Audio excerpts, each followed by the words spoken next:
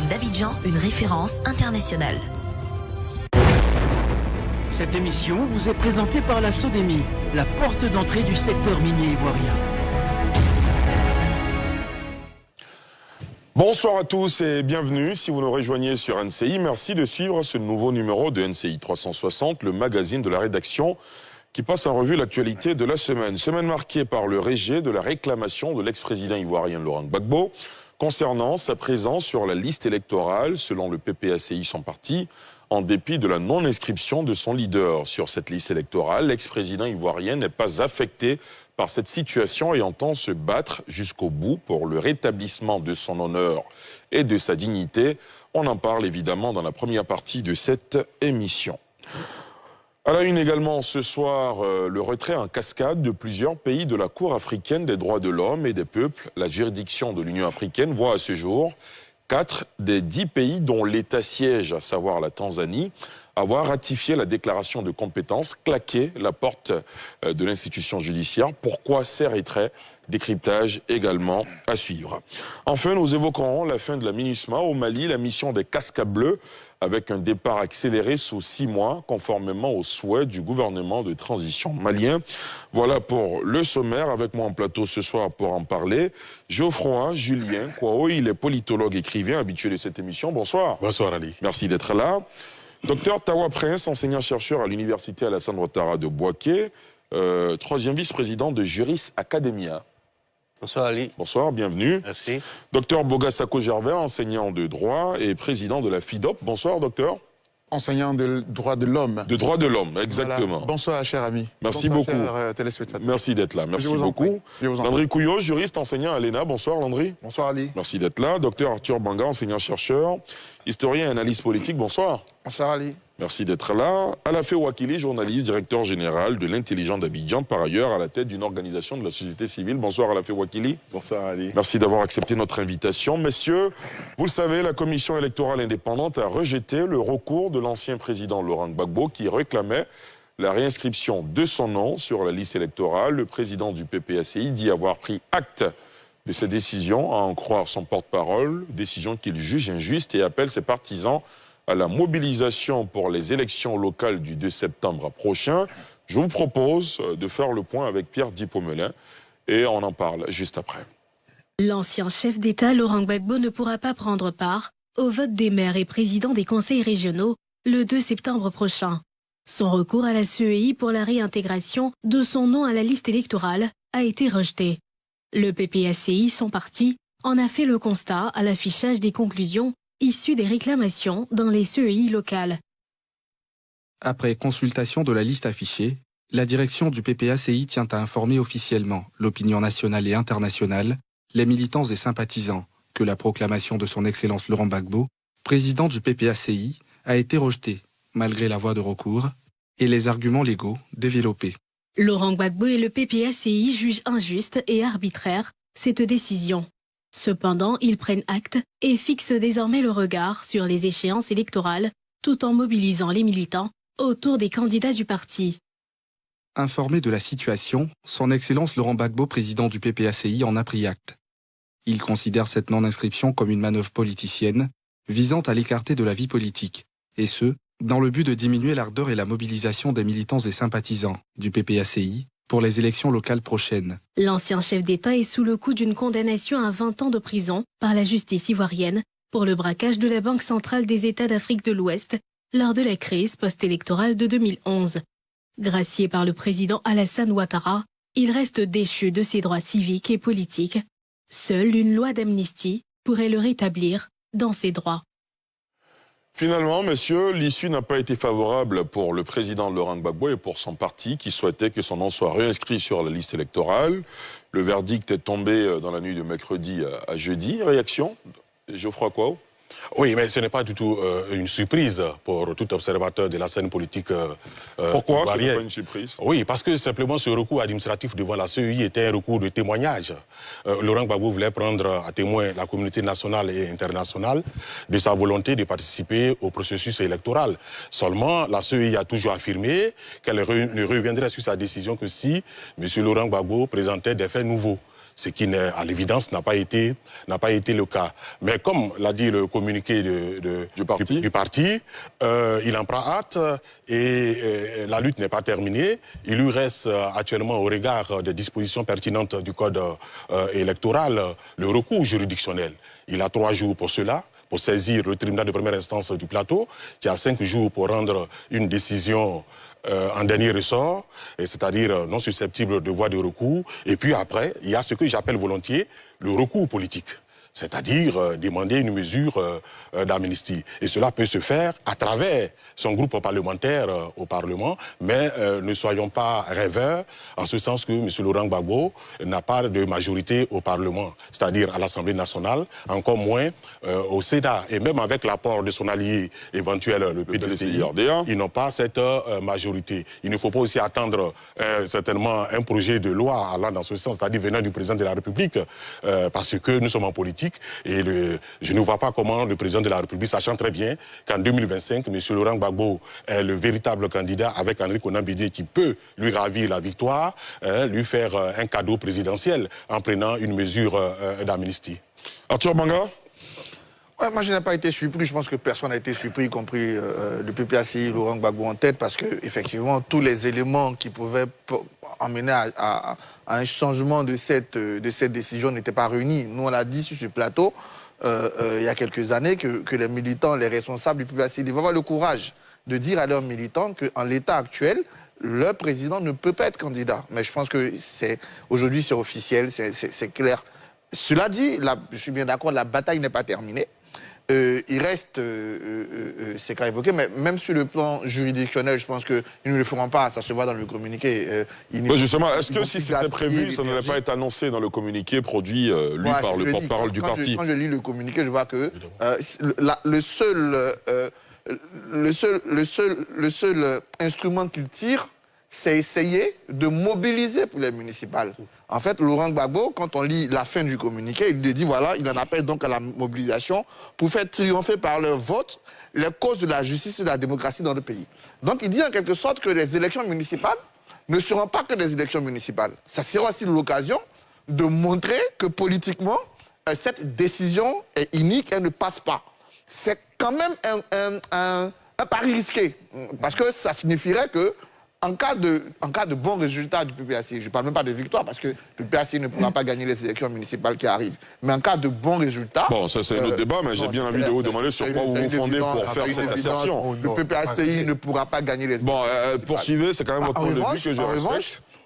Peut-être qu'ils pourront faire de bons résultats, auquel cas, ça va redonner de l'allant à cette réclamation, mais attention, camouflé. Si après, ils se retrouvent avec une région et une dizaine de communes... on pourra en tirer une conséquence politique. Enfin, je vais terminer pour dire que oui, c'est pas terminé. Le président Alassane Ouattara peut bien l'initier. Je pense que pour Alassane Ouattara, l'amnistie était tout à fait calculée. Pardon, c'est ça, non ? L'amnistie, oui. Il a gracié. La grâce était tout à fait calculée. Pour moi, ça lui permet de garder encore un élément dans les négociations. Il va voir en fonction de l'évolution politique, en fonction des tensions ou pas, en fonction de la disposition de Laurent Gbagbo. D'ailleurs, je vais terminer par féliciter les 2 discours de Laurent Gbagbo sur cette question. Le dernier discours qu'il a fait lors de la CEI et finalement sa réaction. Sa réaction là, c'est une réaction responsable. Comme il a dit il y a quelques fois, aujourd'hui, ils ont pour principale mission de laisser la paix. Et contrairement à ces lieutenants qui menaçaient, on allait utiliser tous les moyens et tout, on voit de la responsabilité, on voit de la maturité, on voit le Laurent Gbagbo qu'on souhaite avoir, et on espère, ça peut convaincre Alassane Ouattara demain, et ça peut aussi emmener ses députés à proposer une loi amnistie, mais il n'y avait pas de surprise, sauf que là, ça devient une question politique, mais même cet enjeu politique est risqué au vu de comment se lancent ces élections municipales. Boga Sako Gervais, je vous vois bouillonner, allez-y. Non, je bouillonne. En même temps, je m'interroge. Parce que c'est vrai qu'on analyse une situation aujourd'hui, mais pour moi, pour nous qui travaillons sur la question des droits de l'homme, ce n'est pas terminé. Ce n'est rien d'autre qu'un transfert. C'est-à-dire transfert de quoi ? Transfert de combat, transfert de débat, transfert de conflit. Parce que la présidentielle, c'est demain. En fait, à la réalité, c'est que les municipales et régionales ne sont que la préparation... Ce sont des élections de mi-mandat, exactement, disons. La préparation de la présidentielle qui arrive. Là. Et donc, en fait, aujourd'hui, là, je note que le combat, là, sur cette question-là, on le sursoit pour le reprendre demain. en attendant, concentrons-nous sur les municipales. Mais vous me permettrez, après tous les débats que j'ai suivis sur ce plateau, de magnifiques débats, en tout cas, je voudrais vous féliciter parce que c'est ça notre rôle. On est allé à l'école, nous, on n'est pas des milliardaires, nous sommes des intellectuels, on réfléchit. Ça. Donc, c'est ce que nous faisons sur ces plateaux. Donc, que les gens souffrent, que nous réfléchissions. Alors, je réfléchis. Réfléchissez, oui. allez. Écoutez, moi, je me pose froidement la question, finalement, qui a extrait le nom de M. Laurent Gbagbo de la liste électorale? J'avoue que quand je vous ai suivi de loin, ici ou ailleurs, je me suis toujours demandé, finalement, qui a osé le faire? Parce que pour nous, les droits civils et politiques sont des droits fondamentaux. C'est les droits de la première génération. C'est pour cela que même quand un juge condamne un citoyen à 10 ans, à 20 ans, s'il souhaite lui retirer les droits civils, il le maintient dans la décision. Parfois, c'est explicite, parce que c'est une décision très grave. J'ai lu la décision concernant le président Laurent Gbagbo. Nulle part, le juge n'a écrit noir sur blanc que ces droits lui sont retirés. Et cela est d'autant plus vrai que les autres personnes condamnées avec M. Laurent Gbagbo dans le même contexte n'ont pas été retirées de la liste électorale. Et quand on demande à la CEI, elle dit « Moi, j'ai demandé au ministère de la Justice de me fournir une liste. Sur cette liste figurait le nom de M. Laurent Gbagbo. » Mais qui est le ministre de la Justice? C'est le gouvernement. Donc c'est le pouvoir. Parce que moi, je ne peux pas dire que la justice l'a condamné. Il y a d'autres personnes qui ont été condamnées à 20 ans aussi, mais qui, eux, jouissent de leurs droits civils et politiques, mais pas Laurent Gbagbo. Donc, moi, je voudrais dire, et ça va être ma conclusion, le problème où il est situé, là, c'est entre les trois. Et Quand vous dites les trois, vous faites allusion aux trois grands leaders. Parce que je veux dire, à un moment, on a crié, c'est dégeler les avoirs de M. Laurent Gbagbo. Mais froidement, de façon glaciale, ça s'est opéré. Il n'y a pas eu de marche, il n'y a pas eu de meeting. Certainement, il y a eu des coups de fil. Les gens se sont parlé. Donc, il y a même eu des rencontres. Il y a eu des rencontres.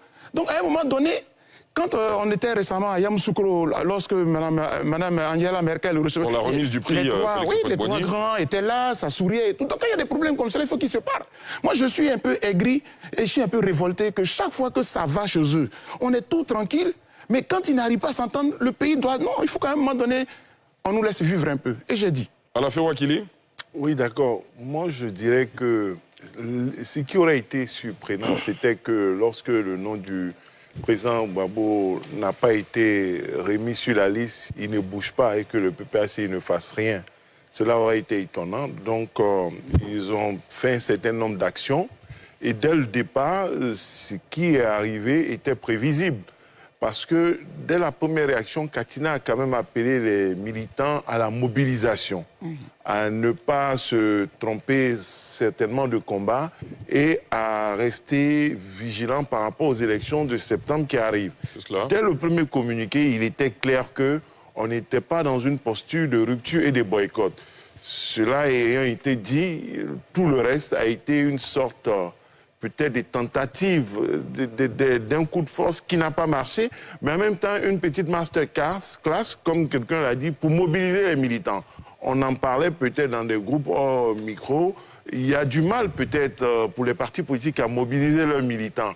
Mais cette affaire-là a pu donner l'opportunité peut-être au PPACI et puis à Laurent Gbagbo de prendre la parole, de mobiliser autour de lui, de donner peut-être une vision, une bonne raison d'aller à l'élection. Un élément fédérateur, vous voulez dire ? Oui, un élément fédérateur, et il y a eu des séquences, comme il a dit, peut-être des lieutenants ont mis le feu, lui il vient, il apaise en chef. Donc c'était un jeu de rôle, chacun a joué sa partition et à présent ça s'est calmé. Relativement à ce que le Dr Boga a dit, moi je dirais on ne va pas peut-être refaire le débat, mais il semble que nous-mêmes, on n'a pas compris. On était un peu réservés sur la décision, mais les faits sont simples. Dans le code électoral, il y a un article qui, en l'absence même d'une décision spécifique qui retire les droits civiques et politiques, il y a la condamnation qui entraîne ça de façon systématique et spécifique. Mais pas chez les autres, quoi. C'est ce qui a valu la condamnation de façon spécifique. Est-ce que les autres ont été condamnés pour les mêmes faits? Ils ont fait recours. Voilà, le recours est suspensive. Mais il est entendu que les autres n'ont pas été condamnés pour les faits précis, là. C'est ça, c'est-à-dire les faits en question, le détournement, là, ils n'ont pas été condamnés pour ça. Voilà, donc je voulais faire cette précision pour dire qu'on aura peut-être l'occasion d'aborder un autre sujet, mais tous on a eu de la réserve sur la question. Et il faut noter peut-être la capacité du PPACI, du président Laurent Gbagbo, d'avoir fait bouger un peu la météo politique, parce que c'est quelque chose qui était fait depuis 2020. Et sans éléments nouveaux, lui, en novembre 2022, il s'est levé et il allait se faire actualiser ses données où sous les uns se fait enrôler à nouveau. Il y a un élément Donc, nouveau. il a créé... On revient à vous tout à Il y a l'heure. un élément nouveau. C'est quoi l'élément nouveau? En 2020, il était hors du pays. Donc, il n'est pas consacré par la guerre politique, par la bataille électorale. D'ailleurs, il a mené ses Non, en fait, sa non-prise en compte, Voilà. sa non-présence sur la liste électorale n'est pas nouveau. Ça n'a pas- C'est pas nouveau. Oui. Donc, Ça, il il est a entré fait- élément nouveau et puis il s'est déplacé Voilà. en considérant que peut-être sa présence, son retour au pays pouvait constituer une réalité nouvelle et il est parti devant la CEI. Bon, il a tenté un coup politique qui n'a pas marché, mais ça a permis de mobiliser sa troupe et on verra l'impact que cela pourrait avoir dans les urnes. Sur les élections locales notamment. Docteur Tawa Prince, Oui, comment vous réagissez? je rejoins également mes collègues sur le plateau pour constater que moi je pense qu'il ne fallait rien attendre de la CEI dans la mesure où le président de la CEI à plusieurs reprises s'est prononcé sur la question, justifiant le retrait. Alors moi, pour répondre à Dr Boga, celui qui fait le retrait, c'est le président de la CEI. Et je pense que c'est lui qui a le courage administratif de le faire. Il communique dessus et il explique. Vous voulez dire les prérogatives administratives? Prérogative, mais Et je aussi dis le courage. le courage administratif. D'accord, très bien. C'est le courage administratif. Parce qu'il faut bien que quelqu'un fasse cela et ait les arguments pour le faire. Et c'est lui qui le fait. Donc, à partir de ce moment, il ne fallait pas s'attendre à ce que lui, il le fasse sans une autre décision politique. Et je pense que... Ou juridique. Bon, j'ai une politique. Parce que sur le processus judiciaire, il a dit partout que c'est terminé. Il n'y a plus de voie de recours possible. Donc, c'est lui qui le fait. Mais je pense que le PPACI, et vous avez dû le remarquer, à la présentation des candidats du parti, le président lui-même, il est là. C'est aussi, finalement, pour lui, un élément de mobilisation. Et c'est un test.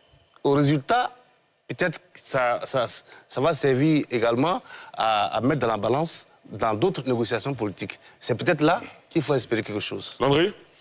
Merci bien, Ali. Pas de surprise, pas parce que on se dirait que la CEI camperait sur sa position, c'est parce que de l'autre côté, il n'y a pas de nouveaux faits, il n'y a pas de nouveaux arguments. C'est aussi clair que ça. Pour ce qui est de son retrait, d'un point de vue du fondement juridique, la CEI a tiré une conséquence légale claire. Il n'y a pas d'ambiguïté sur la question. Laurent Gbagbo conteste la condamnation en elle-même. Mais pour ce qui est du processus du retrait, il ne peut pas contester. Alors, pour moi, lorsque Laurent Gbagbo garde la posture selon laquelle il mènerait et continuera à mener le combat, ça peut être de l'ordre juridictionnel, puisqu'il y a encore un recours. Il peut l'utiliser, même si on se dirait, au final, ça ne donnerait rien, mais au moins, c'est une action de témoignage, comme disait Dr Kwao. Autre chose, c'est que le combat n'étant pas que juridique ou administratif, il est aussi politique. Surtout politique. Il est surtout politique, et donc, par voie de conséquence, ils vont certainement aborder la chose. Sauf que, ce qui est important de retenir, c'est qu'il ne subordonne pas le destin de son parti nouveau au sien. Et ça, c'est un élément nouveau dans la reine politique Et ivoirienne. ça, c'est important de le souligner. Est-ce que c'est une question de sagesse? Non, pour moi, c'est de la lucidité. C'est de la lucidité parce que le PPACI, tel qu'il est un parti qui vient de naître, qui est fragile et qui est incapable d'aller à la confrontation, quand bien même, pour l'origine et à l'origine, avec le FPI, la confrontation a donné des lettres de noblesse à ces personnes-là. Donc, ils ne sont pas en capacité de le faire. Deuxième chose, c'est qu'il y a un personnel politique qui a besoin d'exister. Les élections locales permettront certainement à des cadres du PPACI, qui ont pignon sur rue dans certaines localités, de se faire valoir, d'asseoir leur leadership. Quand bien même ils ne gagneraient pas ces élections, ils ont besoin de pouvoir compétir. Je vous promets que si on avait une décision autre au niveau du PPACI, d'aller au boycott, beaucoup se seraient dissociés, désolidarisés de cette décision-là parce qu'ils ont besoin d'exister politiquement parlant. Donc, pour ma part, c'est une décision qui est lucide et qui nous permet d'apprécier que la branche modérée de ce parti-là l'emporte sur les radicaux qui auraient bien sûr aimé aller à une sorte de confrontation, quand bien même on n'aurait pas pu obtenir ce que l'on veut gagner en tant que tel. Donc, pour clore mon propos, c'est qu'on a donc, d'un point de vue politique, un Laurent Gbagbo qui va certainement travailler à une solution politique concernant sa situation, parce que jurisprudence par rapport à l'acte coutumier en Côte d'Ivoire, cela existe. Deuxième chose, il ne subordonne pas son destin à celui il ne subordonne pas le destin de son parti au sien. Et donc, il permet donc au PPACI de se donner des chances. Mais comme Arthur le disait tout à l'heure, il y a un risque énorme. Puisqu'il tente un coup de maître, c'est lui de faire de ces élections locales un véritable plébiscite sur sa personne. Si cela passe, c'est-à-dire sur un résultat qui est appréciable, un résultat qui nous montre que ce parti a de l'existence, a de la capacité et a du contenu, tant mieux pour lui. Mais si les résultats sont autres, ma foi, ça va plomber son parti dans la dynamique de projection de 2025. Arthur Banga, je vous donne la parole juste après avoir entendu Kokora qui nous appelle de Lakota. Monsieur Kokora, bonsoir. Oui, bonsoir, monsieur Ali Garasouba. Vous plaidez pour une loi d'amnistie en faveur de l'ex-président ivoirien? Oui, effectivement, c'est ce que j'ai dit. Moi, je souhaiterais que le président Alassane Ouattara prenne une loi d'amnistie pour qu'il y ait en définitive et finalement la paix en Côte d'Ivoire. Parce qu'on a assez couru, on a perdu beaucoup de biens. Et aujourd'hui, à l'allure où vont les choses là, nous ne voudrons plus refaire les mêmes courses. Donc, je prie vraiment le président de la République de Côte d'Ivoire de prendre une loi d'amnistie en faveur du président Laurent Gbagbo. Merci. Merci beaucoup, monsieur Kokora. Merci de nous avoir appelés depuis Lakota. Oui, non, je reviens à vous tout de suite. Oui. Non, bien sûr, vous aurez le temps de parole, ne vous inquiétez pas. Arthur Banga, allez-y. Est-ce que pour vous, que le président de la République, comme vient de le suggérer monsieur Kokora, qui vient de nous appeler à l'instant, est-ce que le président de la République pourrait prendre une loi d'amnistie selon Geoffroy Kouaou tout à l'heure? C'est invraisemblable. Non. Avant d'arriver, voilà, justement, avant d'arriver à mon propos, je vais répondre à ça. Allez-y. Moi, déjà, l'initiative d'une loi d'amnistie, c'est là que je ne comprends pas le PPACI. Le PPACI a tout à fait l'initiative d'une loi d'amnistie à travers un groupe parlementaire, je l'ai dit ici en face de nos représentants. C'est à vous d'engager ce combat juridique en mettant législatif, en mettant en avant la paix. Et comme ça, comment ça contraint les autres? Si vous mettez la paix au cœur de l'amnistie, on va voir maintenant, en quelque sorte, la question qui ne veut pas la paix. C'est comme ça qu'ils mènent le débat, pour dire on va à l'Assemblée nationale, pour savoir qui ne veut pas la paix. Maintenant, pour le président Alassane Ouattara, non, je reste confiant. À la place d'Alassane Ouattara, j'aurais fait exactement la même chose. Parce que j'ai la possibilité de casser l'ambiance, casser les tensions avec une grâce, sans me condamner, tout en gardant toujours un élément dans les discussions. Ça. Mais s'il met tout de suite, il lui reste quoi jusqu'en 2025? Mais aujourd'hui, il a fini la grâce. Il a fini, comment on appelle ça, l'argent. Le dégel. Le dégel des avoirs. Même si l'argent s'était divisé en deux dans certaines conditions, il a donné l'argent. Il reste maintenant la question de l'amnistie. C'est une arme qu'il a.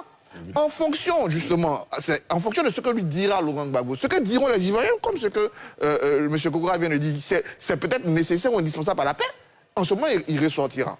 Je vais terminer maintenant ce que je voulais dire. Mais je pense qu'il lit quand même un peu, hein, pas aussi radicalement, mais il lit à sa question, puisqu'il fait désormais des élections municipales un référendum pour ou contre son inscription ou pas sur la liste. Il dit clairement, on va se mobiliser pour réparer cette injustice. Ça veut dire que l'injustice est toujours au cœur de l'action du PPACI. Donc il lit toujours son destin, peut-être pas de façon aussi radicale. Mais autre point qui est assez intéressant, puisqu'on est mais cette fois-ci je reste dans la symbolique du divorce, mais quelque chose qui est assez intéressant, qui est frappant, c'est l'isolement du PPACI.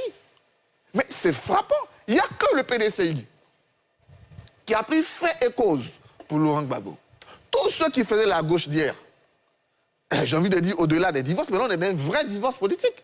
On n'a pas entendu le MGC, on n'a pas entendu le FPI de Pascal Affi-N'Guessan, on n'a pas entendu le COGEP, on n'a pas entendu tous ces mouvements de gauche. Donc aujourd'hui, on est vraiment dans cette division de la gauche que nous disons depuis longtemps. Et c'est aussi le symbole de cette division. Il n'y a que le PDCI qui a parlé un peu de cette affaire. Les autres, non. Ils sont concentrés sur leur événement. Geoffroy Kouaou? Oui, M. Kokora émet là un souhait. Seulement que nous sommes sur le terrain politique. Et en politique, c'est moins le souhait que le factuel. Et le factuel procède du rapport de force. Et là, le rapport de force est en faveur d'Alassane Ouattara et en défaveur donc du PPACI et de Laurent Gbagbo.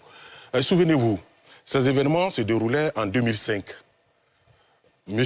Laurent Gbagbo était chef de l'État, président de la République, et M. Alassane Ouattara était président du RDR, parti d'opposition, membre de la coalition RHDP. Et M. Alassane Ouattara était, n'est-ce pas, avait un souci d'éligibilité pour des raisons que tout le monde connaît. Mais M. Laurent Gbagbo était amené à activer ses pouvoirs de crise constitutionnelle pour permettre l'entrée en jeu sur le plan électoral de M. Alassane. Mais pourquoi? Parce qu'à cette période, dans le contexte de cette période, M. Laurent Gbagbo était en position de faiblesse politique, tant sur le plan externe que sur le plan interne. Sur le plan externe, vous vous souvenez, toute la communauté internationale était contre lui, le système des Nations Unies, l'Union africaine, la CEDEAO et notre partenaire éternel, ad vitam aeternam, la France. Et au niveau interne, une partie du pays était occupée par la rébellion, et l'ensemble des partis d'opposition les plus significatifs étaient regroupés au sein du RHDP. Avec la rébellion, hein, avec la rébellion. Donc, M. Laurent Gbagbo était totalement isolé à l'extérieur et à l'intérieur. Il était donc contraint politiquement de prendre cette mesure pour M. Alassane Ouattara. Aujourd'hui, est-ce que M. Laurent Gbagbo est en position de force par rapport à Alassane Ouattara? Non. Alassane Ouattara, aujourd'hui, est adoubé par la communauté internationale. Dans le contexte géopolitique de l'insécurité sous-régionale, il est vu comme le modèle parfait, comme une digue contre le terrorisme par les Occidentaux. Donc sur le plan international, c'est l'élément essentiel de l'Occident en Afrique de l'Ouest. Sur le plan interne, son bilan économique et social est extrêmement reluisant. Souvenez-vous, il a augmenté le SMIC, il a augmenté le traitement des fonctionnaires. Sur le plan économique, ce sont des infrastructures. Sur le plan politique, il a la majorité, et au Sénat, et à l'Assemblée nationale. Il a la majorité des communes, il a la majorité des conseils régionaux. Dans un tel contexte, où tout est en sa faveur, je vois mal Alassane Ouattara faire la passe à Laurent Gbagbo qui, disons-le honnêtement, s'il vous plaît, mais avec Henri Konan Bédié, le seul qui peut le battre en 2025, et il sait très bien que, Alassane Ouattara le sait, si en 2025, Henri Konan Bédié est candidat, Laurent Gbagbo est candidat, nonobstant son bilan économique et social que je viens de rêver, dans le contexte de la sociologie politique ivoirienne, basée sur des idiomes communautaires, il n'est pas battu. Non, quand c'est comme ça, c'est difficile, monsieur. Non, je vous comprends. Ne vous inquiétez pas. Oui, il n'y a pas de problème. Vous allez intervenir. Docteur Prince Tawa, d'abord, ensuite les autres. Allez-y. Merci, Ali. Alors, moi, non, vous allez répondre, ne vous inquiétez pas. C'est le raisonnement qui consiste à penser qu'il faut faire la passe à son adversaire politique seulement quand on est en difficulté. C'est grave. C'est grave. Mais c'est grave. C'est réel, je suis d'accord, mais c'est grave. C'est pour ça qu'il parlait de factuel. Oui, parce que, alors, peut-être, as-tu le dit, le PPAC est isolé, mais peut-être que ce message peut être entendu. Attention, il y a encore quelques radicaux qui attendent ce genre de message. De sorte que, finalement, quand on n'a plus de possibilités, on se lance comme un kamikaze. Et peut-être que ça va produire, je veux dire, l'effet contraint. Non, je pense que le président Ouattara gagnerait aussi à être, finalement, dans le jeu politique, à faire preuve de grandeur, bien sûr, au moment où il a toutes les cartes en main, et fait la passe comme il le faut. Et on le souhaite tous, sans forcément être dans les arènes politiques, comme il le faut, à Laurent Gbagbo, là, il a gracié, mais bien sûr, avec une loi d'amnistie. Et puis peut-être, il y a une autre possibilité de discussion entre les trois qui peut aboutir à ce que les trois se retirent du jeu politique, mais bien sûr en donnant à Laurent Gbagbo la possibilité au moins de participer au scrutin en tant qu'électeur. Je voudrais... Oui, docteur Bogas, c'est quoi, allez-y? Je voudrais faire un additif à mon prédécesseur, et puis dire à Kwao, dont j'apprécie l'analyse aussi pertinente. Je voulais dire deux choses. La première, c'est que ce n'est pas dans l'intérêt du président Ouattara d'attendre qu'il y ait du grabuge, qu'il y ait des tensions avant d'eux. La grandeur d'un homme d'État, c'est de toujours se battre pour que le pays soit en paix. Il est, comme vous l'avez décrit au niveau de son mandat et tout, donc aujourd'hui, je pense que c'est dans son intérêt lui-même. Parce que de toute façon, qu'on le veuille ou pas, il est vers la fin, il est vers la sortie aussi, de laisser à la Côte d'Ivoire un pays finalement en paix. Il peut dire, j'ai pris le pays en crise grave et je l'ai pacifié en partant. Moi, je pense que c'est à son mérite. Parce que tenez-vous bien, chers frères et amis Kwao, allons-y en 2025. M. Ouattara est candidat pour remplir pour un 4e mandat. M. Gbagbo n'est pas candidat. Vous imaginez ce qui peut encore arriver? C'est comme si c'était du remake. Et nous, on prévient toujours. Moi, quand j'ai l'occasion, je lance toujours cet appel-là. Je dis, le chef de l'État, président de la République aujourd'hui, c'est vrai. C'est pour ça que j'ai dit tantôt que c'est une translation. Le débat, là. Il n'a même pas raison d'être parce que M. Laurent Gbagbo n'allait pas être maire dans toutes les communes de Côte d'Ivoire. Donc, en la réalité, le problème a été calmé pour après. Et d'où les analyses que vous avez faites selon lesquelles ça a sorti à galvaniser à nouveau ses troupes. Parce que de toute façon, Laurent Gbagbo reste toujours un opposant, quelqu'un qui a toujours un contact particulier avec la... Une figure politique historique, évidemment. Avec ses bases. Donc, ce sujet-là lui a permis de sortir, de lancer le mot d'ordre. Le mot d'ordre, réveillez-vous, le combat n'est pas terminé, voilà encore les injustices continuent, nous sommes partis de gauche, battons-nous toujours. Ça, c'est pour la municipale. Mais le vrai débat reste après. Et moi, je veux dire au président de la République, il ne faut pas attendre qu'il y ait le feu avant d'agir. D'accord, Landry Couillon. Déjà... J'avais envie de vous demander mais pourquoi on pense qu'il y aura le feu, mais... Bon. Non, mais je vous aurais répondu. Oui, bien sûr. Mais quand M. Kouao parle de rapport de force, je veux dire que la politique en Afrique, là, surtout en Côte d'Ivoire, ça va pas être toujours une affaire de rapport de force. Quand on regarde les Occidentaux... Mais les mêmes réalités, regardez-les en France. Regardez-les aux États-Unis. Mais il y a des rapports. On n'a pas besoin de rapport de force pour quoi que ce soit. Les lois sont respectées. En fait, on est d'accord. Oui, les lois sont respectées.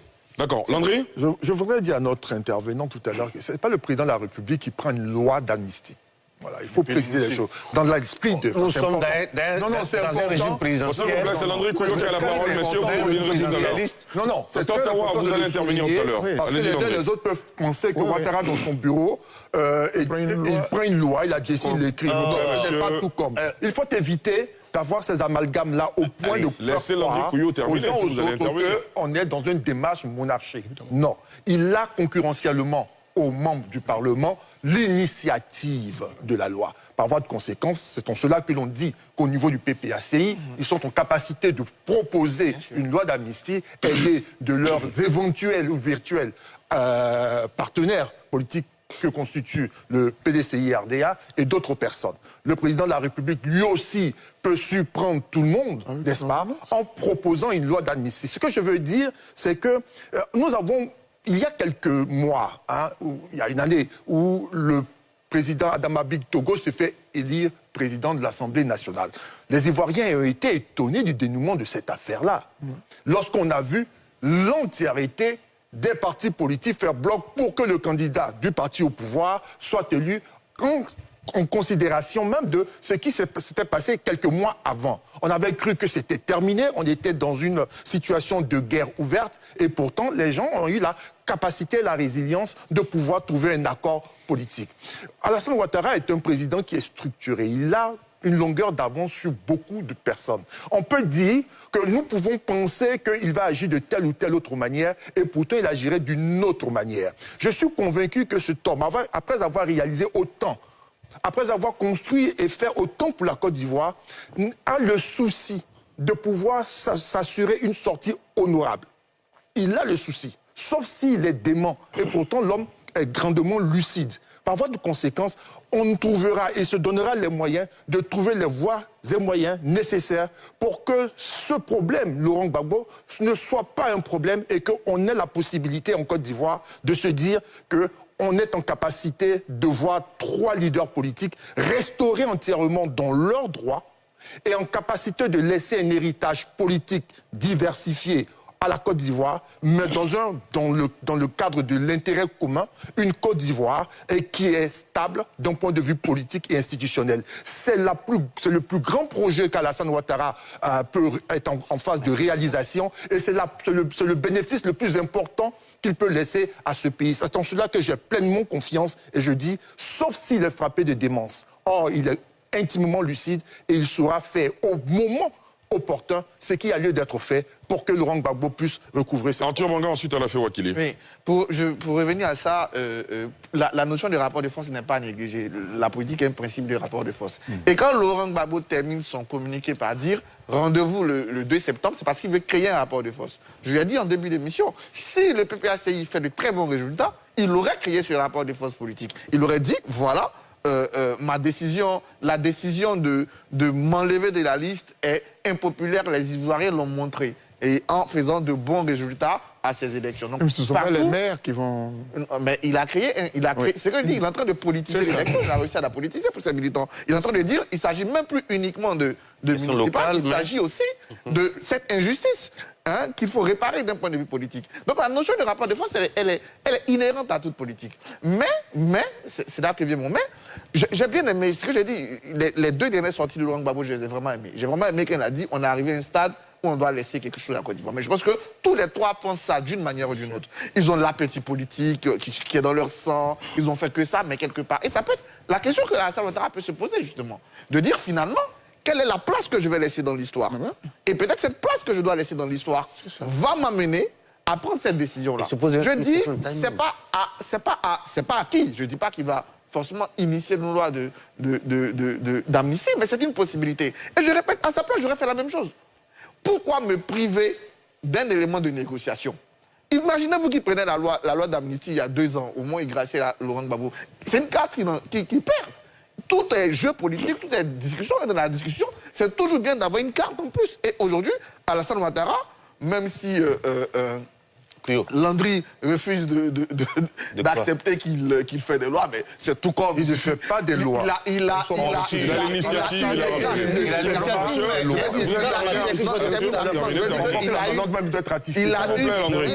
Il a une écrasante majorité avec un corps de députés proches d'une armée qui attend les ordres. S'il vous plaît, Landry. Et donc ça, naturellement, à partir du moment où l'initiative, c'est fait.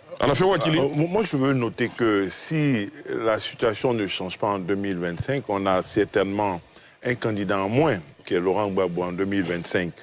On n'a pas encore de garantie que le président Alassane Ouattara va être à nouveau candidat. S'il n'est pas candidat, il y a la question du président Bédié à régler, soit en interne par le PDCI, c'est la seule formule parce qu'il reste éligible. Par rapport à ceux qui ont demandé le retour d'une loi pour limiter voilà, à 75 ans la capacité d'être candidat, je pense que sans recourir à une loi, il y a peut-être une sélection qui est en train de s'opérer là. Le président Gbagbo, si rien ne change, ne va pas être candidat. Et le président Ouattara, comme quelqu'un a dit, imaginez que lui soit candidat et puis les autres pas. C'est pas que les autres ont renoncé de façon volontaire, mais les autres sont contraints. Les autres ne peuvent pas, pour des raisons indépendantes de leur volonté, être candidats. Ce serait, démocratique et légal, hein, mais ça va interpeller un peu les consciences. Cela dit, je me dis que les uns et les autres en ont parlé là. Le président a la possibilité, mais je crois que quand il le fait aussi, les gens critiquent, il a la possibilité de prendre une ordonnance. D'autres ont même dit que l'article 48 ancien, devenu article 72, 73, peut être, le mécanisme peut être déclenché pour proposer une solution.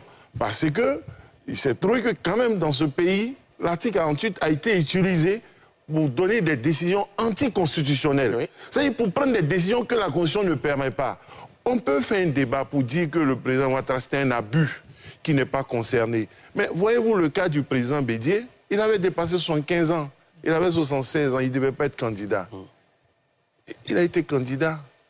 C'est ce que l'article 48 a permis dans ce pays-là. Donc, au mépris de la Constitution. Le mot est fort quand même. Mais non, c'est ce qui s'est passé, n'est-ce pas? On peut voir ça dans ce mépris de la Non, c'est ce qui s'est passé, non? Non, la question, non. La disposition ne devrait pas permettre, la disposition ne devrait pas permettre de prendre des décisions anticonstitutionnelles. Anticonstitutionnelles, puisque la Constitution... Non, on dit tu as plus de 75, tu peux être candidat. Il n'est pas possible, d'une manière ou d'une autre, d'y déroger. Il n'est pas possible. Non, ça ne doit pas permettre d'y déroger. Parce que si on dit tu dois être ivoirien, ça veut donc dire qu'un Guatémaltèque, comme ça se disait avant, un Guatémaltèque, un Péruvien peut être candidat. C'est l'article. Ali, c'est ça le problème. S'il vous plaît. Oui, je vais dire rapidement. Ça veut dire, est-ce à dire qu'un non-ivoirien, peut être candidat? Si l'article 48 permet tout et n'importe quoi. Non. C'est une question. Je vais dire que on ne peut pas dire que les décisions qui ont été prises à partir de l'article 48 sont anticonstitutionnelles. Parce que l'article 48 est constitutionnel. C'est la Constitution qui donne le pouvoir de le faire. Donc, à partir du moment où il le fait, c'est tout à fait légal et c'est tout à fait constitutionnel. Que tu me dises, ces décisions sont prises pour masquer ou bien pour contrer certains articles de la Constitution. Oui, mais on ne peut pas dire que c'est anticonstitutionnel. Si on dit que c'est anticonstitutionnel, c'est dire que c'est une décision qui sort du cadre légal. Elle est tout à fait légale, mais elle est tout à fait inscrite dans notre Constitution, comme dans toutes les constitutions du monde. À un certain moment, en France, par exemple, l'article 16, Zemmour a évoqué l'article 16 avant-hier pour dire, dans ces situations, le président peut concentrer les pouvoirs. Geoffroy Akwaho, qu'est-ce que vous en pensez? Je reviens à vous, docteur Boga Sako. Oui, non, je voulais dire quelque chose, répondre à mon ami Boga. Allez-y. Quand je parle de rapport de force, ne voyez pas la violence. Oui, bien sûr. Le rapport de force est consubstantiel à la politique. Et vous savez, pour nous autres politologues, la grande division, c'est entre les idéalistes et puis les réalistes en politique. Les idéalistes, c'est ceux qui pensent que la politique est faite par les prêtres, les imams et autres, tout ça. Oui, je t'aime, tu m'aimes. Non. Et puis il y a les réalistes qui savent que c'est une bataille, d'une manière ou d'une autre. Même en Europe. Vous avez vu par exemple le cas de Fillon. Qu'est-ce qui s'est passé après? Bon, on a vu chose. C'est très subtil. Voilà. Là-bas, il n'y a pas de... C'est très subtil, c'est très chaud. Il n'y a pas d'armes, aujourd'hui, il n'y a pas de machettes. Donald Trump aux États-Unis. Mais c'est ça le rapport de force. C'est ça que je parle. Et M. Laurent Gbagbo dit quelque chose de très important.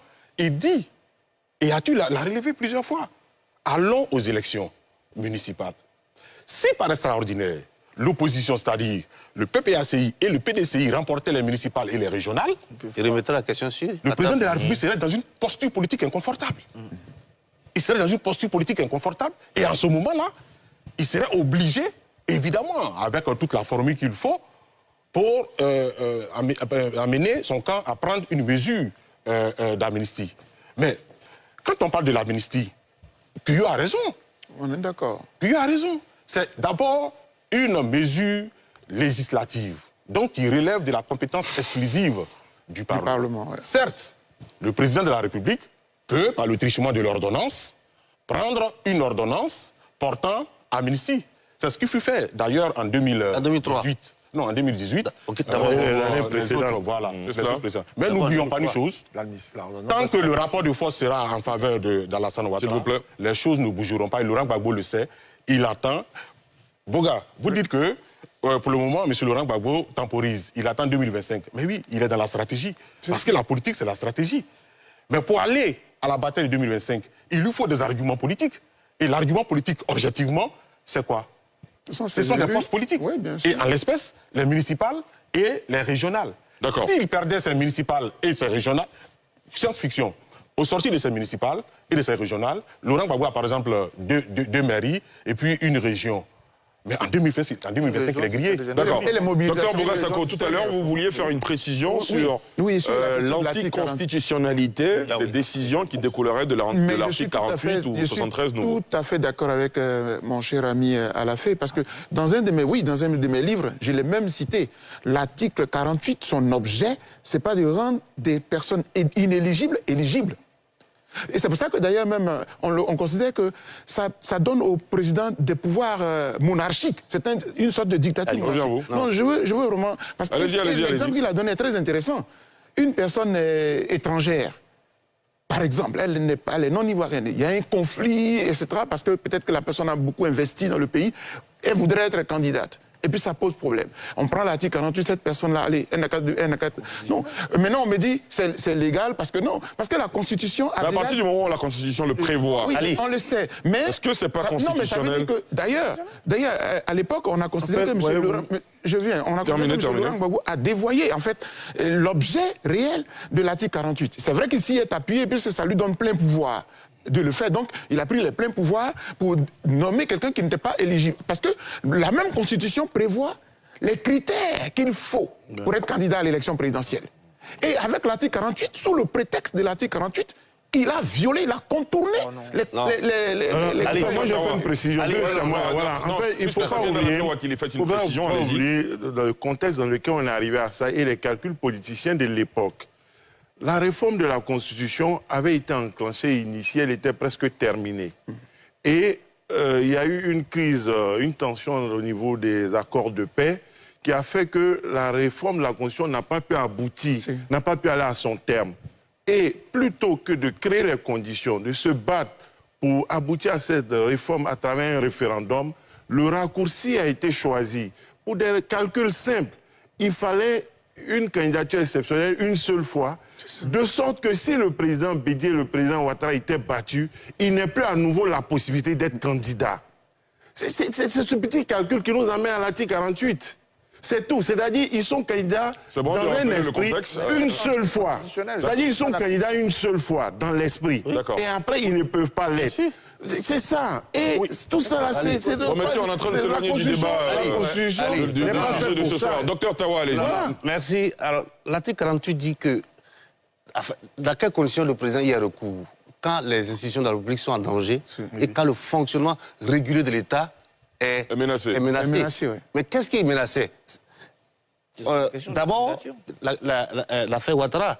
Mais attention, il y a aussi Bédié qui finalement est venu dans le jeu. De sorte qu'après Makoussi, ce n'est plus seulement la question Ouattara qu'il fallait régler. Il fallait aussi régler la question Bédié. Et d'ailleurs, c'est pour ça que en 2014, le discours l'appel de Daoukro. Mais Bédié n'est pas gentil après Daoukro. Bédié fait il fait ce rappel, hein? Il fait cet appel-là, mais il gagne quoi après le changement de la Constitution pour pouvoir revenir dans le jeu politique.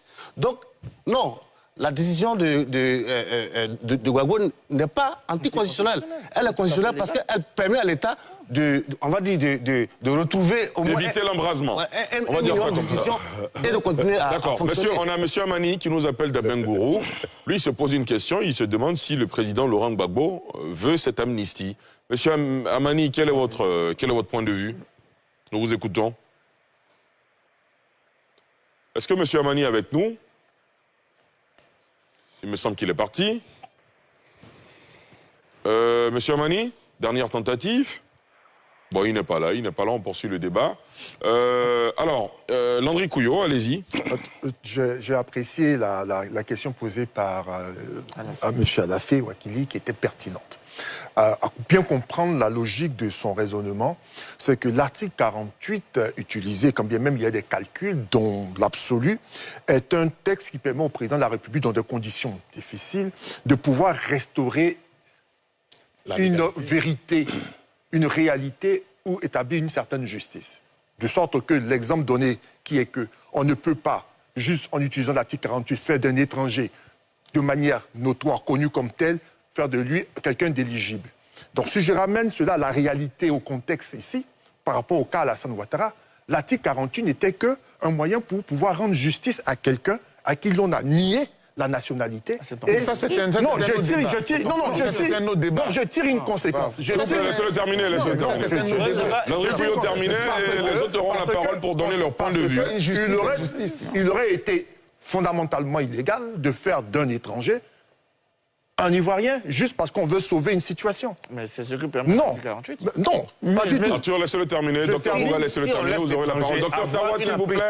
Docteur Tawa. Le jeu politique ivoirien, Docteur Tawa. ça menace l'État. Docteur Tawa. Non. S'il vous plaît. Je termine parce que faisons preuve de discipline. C'est sur la base du raisonnement que je tire ma conséquence. Alors, d'accord. Je tire ma conséquence. Donc, par votre conséquence. Si donc je dois utiliser un texte pareil, parce que je crois que ce n'est plus l'article 48, n'est-ce pas? 76 maintenant, 73, et qui est un mécanisme qui pourrait être utilisé dans un avenir plus ou moins proche. Si l'on bute sur une proposition ou un projet de loi d'amnistie, et que la discussion entre les trois n'aboutit pas, au final, on regardera le président de la République pour lui dire que la Constitution vous donne le moyen de pouvoir agir, d'autant plus qu'en Côte d'Ivoire, de manière antérieure, il y a eu une sorte de jurisprudence. D'accord, messieurs, alors, moi je veux faire la précision suivante. L'article 48... c'est un article de la Constitution. À partir de ce moment, il est constitutionnel. Non. On va pas. Non, oui, bien sûr. Il ne permet pas de prendre des décisions contraires à la Constitution. Le disant, le précisant, il y a aucun problème. Monsieur, je vous promets qu'on en fera un débat. Le président du Conseil constitutionnel a fait une lecture là-dessus. Kone Mamadou a dit, lorsqu'il a parlé des dérivés que les gens ont critiqués, ils ont ri là-dessus, il a démontré que le président Alassane Ouattara n'a pas été un candidat exceptionnel. Bon, à titre exceptionnel. Il a démontré. Il a démontré exceptionnel. Il a démontré qu'il a été un candidat au mépris même de cette disposition qu'il n'a pas été appliquée. D'accord. Non, non, il dit pas ce qu'il veut, c'est ce qui est. C'est ce qui est. Monsieur Amani, qui nous appelle de la Parce que la décision disait qu'il est candidat une seule fois. La décision disait qu'il est candidat une seule fois. On fera le débat. On fera le débat, ne vous inquiétez pas. Monsieur Amani, bonsoir. Est-ce que vous nous recevez, monsieur Amani? Allô, bonsoir, monsieur Ali. Nous vous écoutons, depuis Abengourou.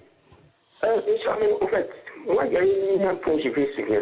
Monsieur Laurent Gbagbo, on fait l'amnistie pour quelqu'un qui ne fait pas l'amnistie. Laurent Gbagbo ne reconnaît pas sa condamnation. Quelqu'un qui ne reconnaît pas sa condamnation, vous voulez qu'on l'amnistie, pourquoi? On a mené l'amnistie parce que lui-même, il n'a qu'à regarder son discours. Il ne reconnaît pas tout, il ne reconnaît pas sa condamnation. C'est ça le problème. On ne peut pas limiter un homme comme ça. Non. Oui, c'est vrai. Il a raison. Non. C'est mon point de vue. D'accord, merci monsieur Amani de nous avoir appelé depuis Abengourou. Docteur Boga? Oui, moi je comprends. Monsieur Amani, il a un point de vue qui est très pertinent. Nous parlons ici d'amnistie. Mais le problème de monsieur Amani, c'est qu'à la base, le président Laurent Gbagbo même ne reconnaît pas la condamnation. Non, mais c'est depuis la grâce que le problème, c'est pour la grâce que ce problème se pose. Non, donc, M. Amani dit, comment voulez-vous que nous utilisions, nous fassions une amnistie pour quelqu'un qui ne reconnaît même pas le tribunal, la condamnation, et j'ai plusieurs fois suivi les communiqués du PPAC où ils ont dit clairement qu'il n'était même pas informé, etc. Le procès lui-même, il est mis en cause. Il subit les effets. À un moment, voilà, il subit les effets. Mais oui, il subit les effets, mais justement, il conteste. Et donc, c'est pour ça qu'à un moment donné, moi, je pense qu'en nous appuyant sur cela, c'est d'autres politiques qu'on peut régler toute cette question-là. Parce que si on reste dans le judiciaire, la justice ivoirienne dit monsieur a été condamné à 20 ans. Il n'y a pas deux justices. C'est la même qui est là. Donc qu'on le reconnaisse, qu'on reconnaisse la décision ou pas, qu'on reconnaisse le tribunal ou pas, la décision c'est un fait. Donc passons dans le domaine politique, c'est tout. Vous me passez une belle transition. Passons à la pause, messieurs. On poursuit le débat juste après. Merci, Ali. Non, ce qu'il dit, c'est que les gars disent. Le port d'Abidjan est le poumon de l'économie ivoirienne. Depuis 2012, il est en travaux pour agrandir le canal de Vridi, moderniser le terminal à pêche, construire un terminal roulier, un second terminal à conteneurs, un terminal céréalier et réaliser 40 hectares supplémentaires de terrains industriels. Conforme aux standards internationaux, il est certifié aux normes qualité ISO 9001, environnemental ISO 14001 et de sûreté SPS. Le port d'Abidjan est le leader de l'Afrique de l'Ouest. Port autonome d'Abidjan, une référence internationale. Depuis 1962, la Sodomy, Société pour le développement minier de Côte d'Ivoire, a développé une solide expertise en matière de recherche et ingénierie minière.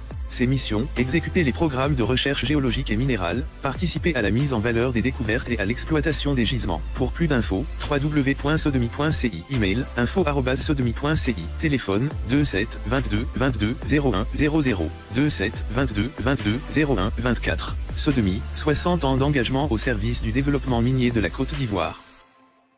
Envie de fraîcheur pour ton rendez-vous? Fais le plein de fraîcheur avec Close-Up. Nouveau Close-Up Formule Trip Fraîcheur nettoie en profondeur, élimine 99% des bactéries et rafraîchit intensément et t'offre protection et fraîcheur.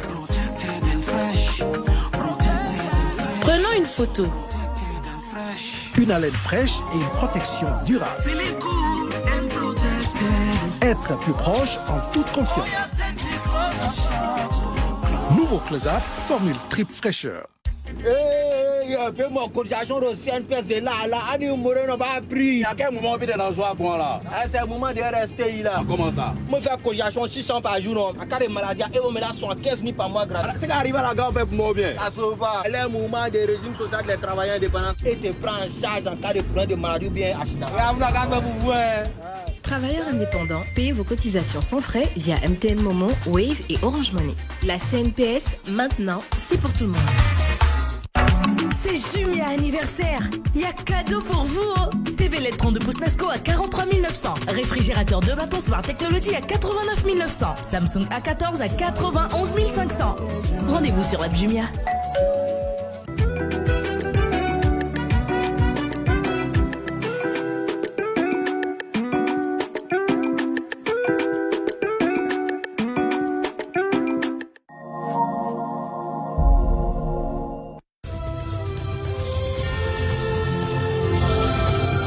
autonome d'Abidjan, une référence internationale. La Sodemi, la porte d'entrée du secteur minier ivoirien. Retour sur le plateau de NCI 360 de la deuxième partie de cette émission. Nous allons évoquer la Cour africaine des droits de l'homme et des peuples qui est au centre de la polémique finalement, considérée comme le bras judiciaire, l'alternative à la CPI pour que les Africains soient jugés par les Africains eux-mêmes. La juridiction de l'Union africaine voit à ce jour 4 des 10 pays dont l'État siège, à savoir la Tanzanie, avoir ratifié la déclaration de compétences, claqué la porte. Pourquoi s'arrêterait en cascade? Quel impact sur la vingtaine de pays sur le continent qui hésitent encore à adhérer au protocole relatif à la Charte africaine des droits de l'homme et des peuples? Que faire? Un sujet de Tim Dandier vous est proposé, messieurs, on en parle juste après. Mauvais temps pour la CADHP, Cour africaine des droits de l'homme et des peuples. En activité depuis 2006, le bras judiciaire de l'Union africaine basé à Arusha en Tanzanie, qui découle du protocole de Ouagadougou en 1998, voit se réduire comme une peau de chagrin la courte liste des pays africains ayant accepté d'adhérer au protocole relatif à la Charte africaine des droits de l'homme et des peuples. Alors que les critiques envers la CPI, Cour pénale internationale, sont récurrentes sur le continent, où les appels à ce que les Africains soient jugés par des Africains se multiplient, la CADHP, qui aurait pu faire figure d'alternative, est aujourd'hui plus fragile que jamais. En cause, la vague de retrait de pays ayant ratifié la déclaration de compétences. Sur ces pays au nombre de 10, ayant ratifié la déclaration facultative, permettant l'extension de la saisine, 4 à ce jour se retirent. Ce sont notamment le Bénin, la Côte d'Ivoire, la Tanzanie, pays siège de la juridiction, et le Rwanda, dont le président Paul Kagame était à l'époque le vice-président de l'Union africaine et président de l'Organisation panafricaine, 2 ans plus tard. À l'origine de ces retraits, des ordonnances prises par la Cour relatives à des affaires internes, considérées respectivement par Kigali, Cotonou, Abidjan et Arusha comme une immixtion dans des affaires intérieures et une atteinte à la souveraineté nationale. Président à l'époque d'une organisation ivoirienne de la société civile qui avait saisi la Cour contre l'État de Côte d'Ivoire, l'enseignant-chercheur Dr Arsène Nénébi, joint au téléphone, se prononce. Ce retrait en cascade signifie simplement qu'il existe un problème profond entre la Cour africaine et les États qui sont censés protéger les droits de l'homme. Quand on prend la majorité des cas où les États se sont retirés, on se rend compte que les États estiment que la Cour africaine a porté atteinte à leur souveraineté. Et de l'autre côté, la Cour africaine estime que les États ne veulent pas appliquer simplement la décision.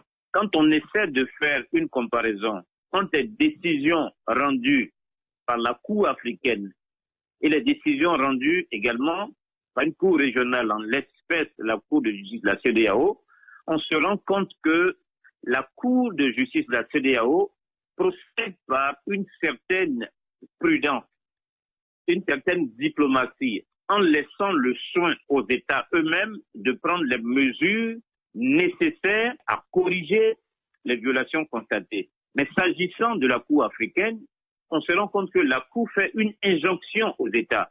Et parfois, effectivement, ça peut laisser penser au fait que la Cour entre dans ce qui est convenu d'appeler le domaine réservé des États. Des juristes estiment que la reconnaissance de compétences de la Cour est par nature facultative, dans la mesure où elle était mise en vertu du pouvoir discrétionnaire de l'État, et qu'un pays comme la Côte d'Ivoire, par exemple, qui s'est engagé librement, est tout aussi libre de retirer son engagement.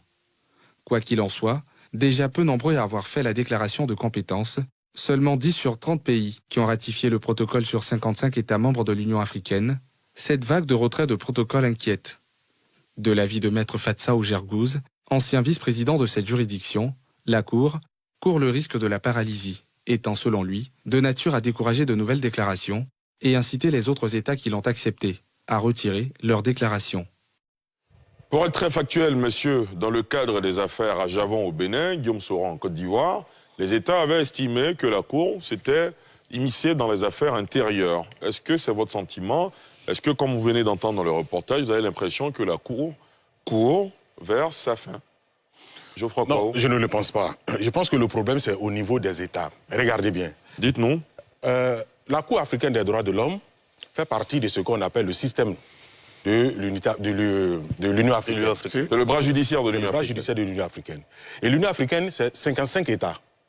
Et sur les 55, il n'y a que 34 qui reconnaissent n'est-ce pas, et qui ont ratifié le traité de la Cour.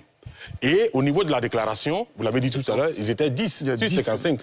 Ils sont maintenant, je crois, 6. Il y a 4 qui sont sortis. Ça pose un problème du rapport de ces États avec les droits de l'homme. Nous sommes dans des États où les droits de l'homme sont abondamment proclamés, insuffisamment protégés et copieusement violés. Merci. Le retrait des États fait suite à quoi? À des procès auxquels ils ont participé et ils ont succombé. La bonne foi veut quoi? Que lorsque vous succombez, vous reconnaissez. On reproche à M. Laurent Gbagbo d'avoir succombé à un procès et de ne pas reconnaître. Or, l'État de Côte d'Ivoire lui-même a succombé à un procès. Et comme réponse au procès, l'État de Côte d'Ivoire se retire de la déclaration. C'est-à-dire, prive ses citoyens et ses ONG de la saisine de cette cour. Mais ça pose encore un autre problème. Lequel? De constitutionnalité. Parce que, comme je vous l'ai dit tout à l'heure, la Cour africaine des droits de l'homme fait partie du système de l'Union africaine, prévu par la Charte africaine des droits de l'homme. Or, et c'est là l'analyse pertinente, quand vous prenez la Constitution du 8 novembre 2016, dans son préambule, exact. La Côte d'Ivoire dit ceci: nous, peuple ivoirien, nous déclarons nous reconnaître dans des valeurs telles que proclamées par la Charte africaine des droits de l'homme et ses protocoles additionnels, par la Déclaration universelle des droits de l'homme, etc. Les 48 et autres. Du strict point de vue du droit, la Charte africaine des droits de l'homme, parce que, inscrite dans la Constitution ivoirienne, fait partie de ce qu'on appelle le bloc de constitutionnalité. Autrement dit, à valeur constitutionnelle. Exact. Ne pas reconnaître, avoir des conséquences. Une décision prise par une institution membre de l'Union africaine, donc chapeautée juridiquement par la Charte africaine des droits de l'homme, la Côte d'Ivoire s'inscrit dans un acte anticonstitutionnel, viole sa propre constitution. Et l'additif que je voudrais me permettre, c'est qu'il s'impose là une révision de notre constitution pour qu'on enlève dans le préambule le lien, parce qu'on a, on a fait référence non seulement à la Charte africaine, mais à la Déclaration universelle des droits de l'homme. On a inscrit ça dans notre préambule, donc dans le corpus constitutionnel. C'est inscrit dans notre constitution. C'est pour ça que c'est dangereux. Cher ami Ali, je voudrais dire que pour nous qui défendons les droits de l'homme, on a peur.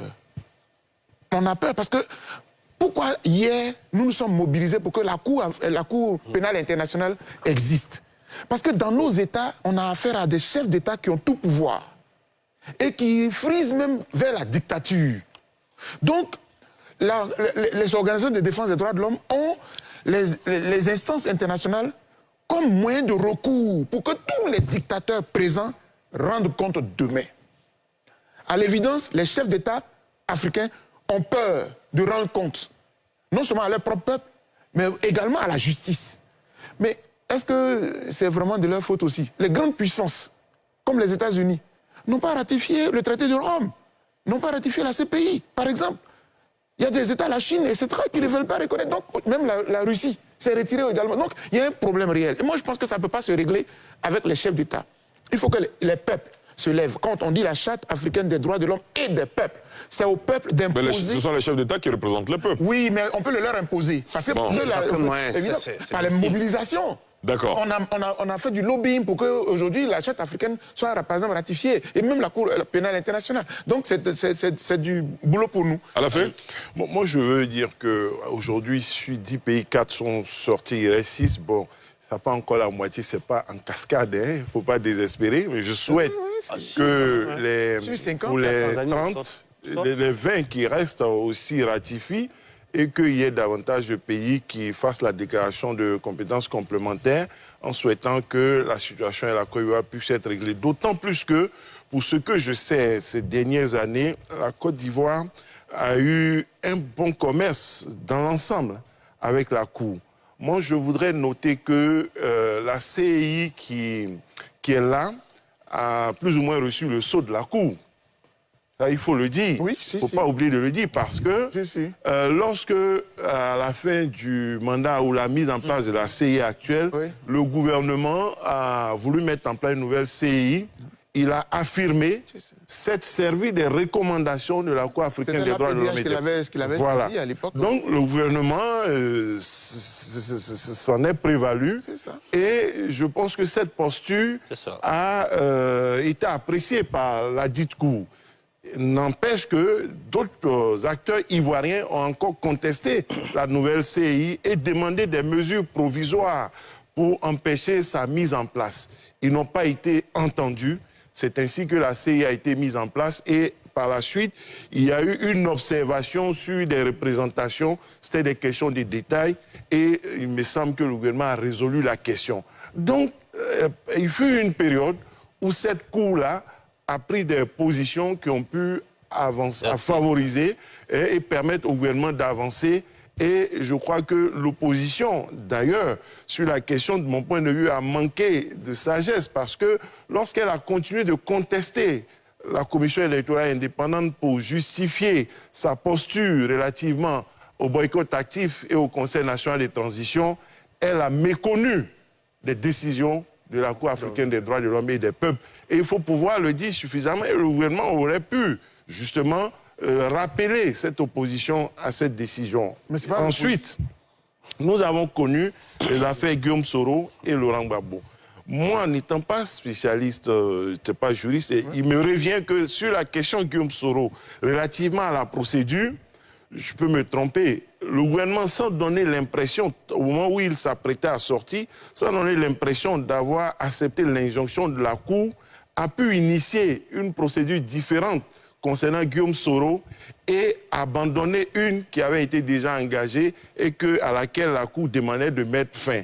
Et une autre procédure a été engagée contre Guillaume Soro pour aboutir au procès que l'on a vu. C'est que la goutte d'eau qui a fait peut-être déborder le vase, c'est la question du président Laurent Gbagbo, mais en même temps que celle de Guillaume Soro. À l'époque, c'était d'ailleurs des mesures provisoires. Le problème qui s'est posé par la suite, c'est qu'on n'a jamais connu de débat dans le fond et ces mesures-là aujourd'hui restent provisoires et la Côte d'Ivoire est sortie. On ne sait pas ce que la Cour aurait dit dans le fond. Est-ce que dans le fond, au-delà des mesures provisoires, la Cour n'aurait pas donné raison à la Côte d'Ivoire?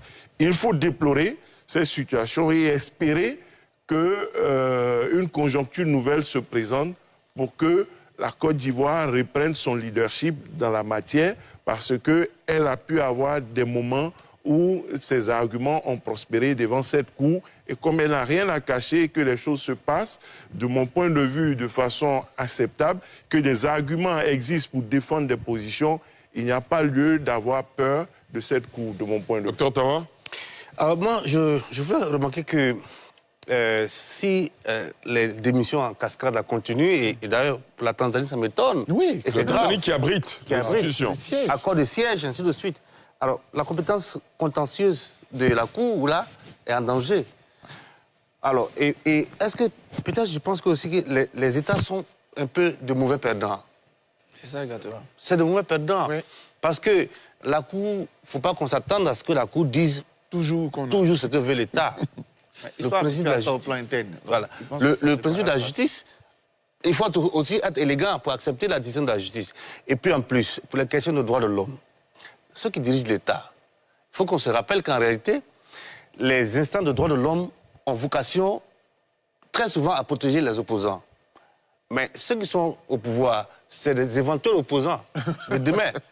Et c'est à ces coups-là qu'il va falloir recourir pour pouvoir se faire reconnaître cette droit. Hier, tout le monde recourait aux décisions internationales.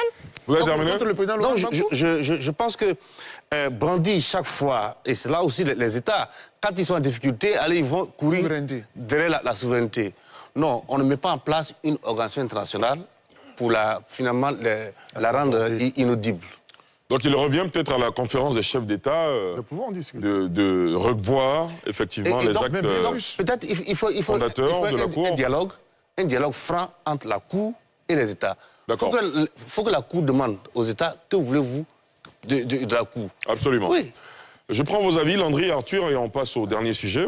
Allez-y, Arthur. Bon, moi déjà, je suis tout à fait d'accord avec Tawa. Les États sont des mauvais perdants.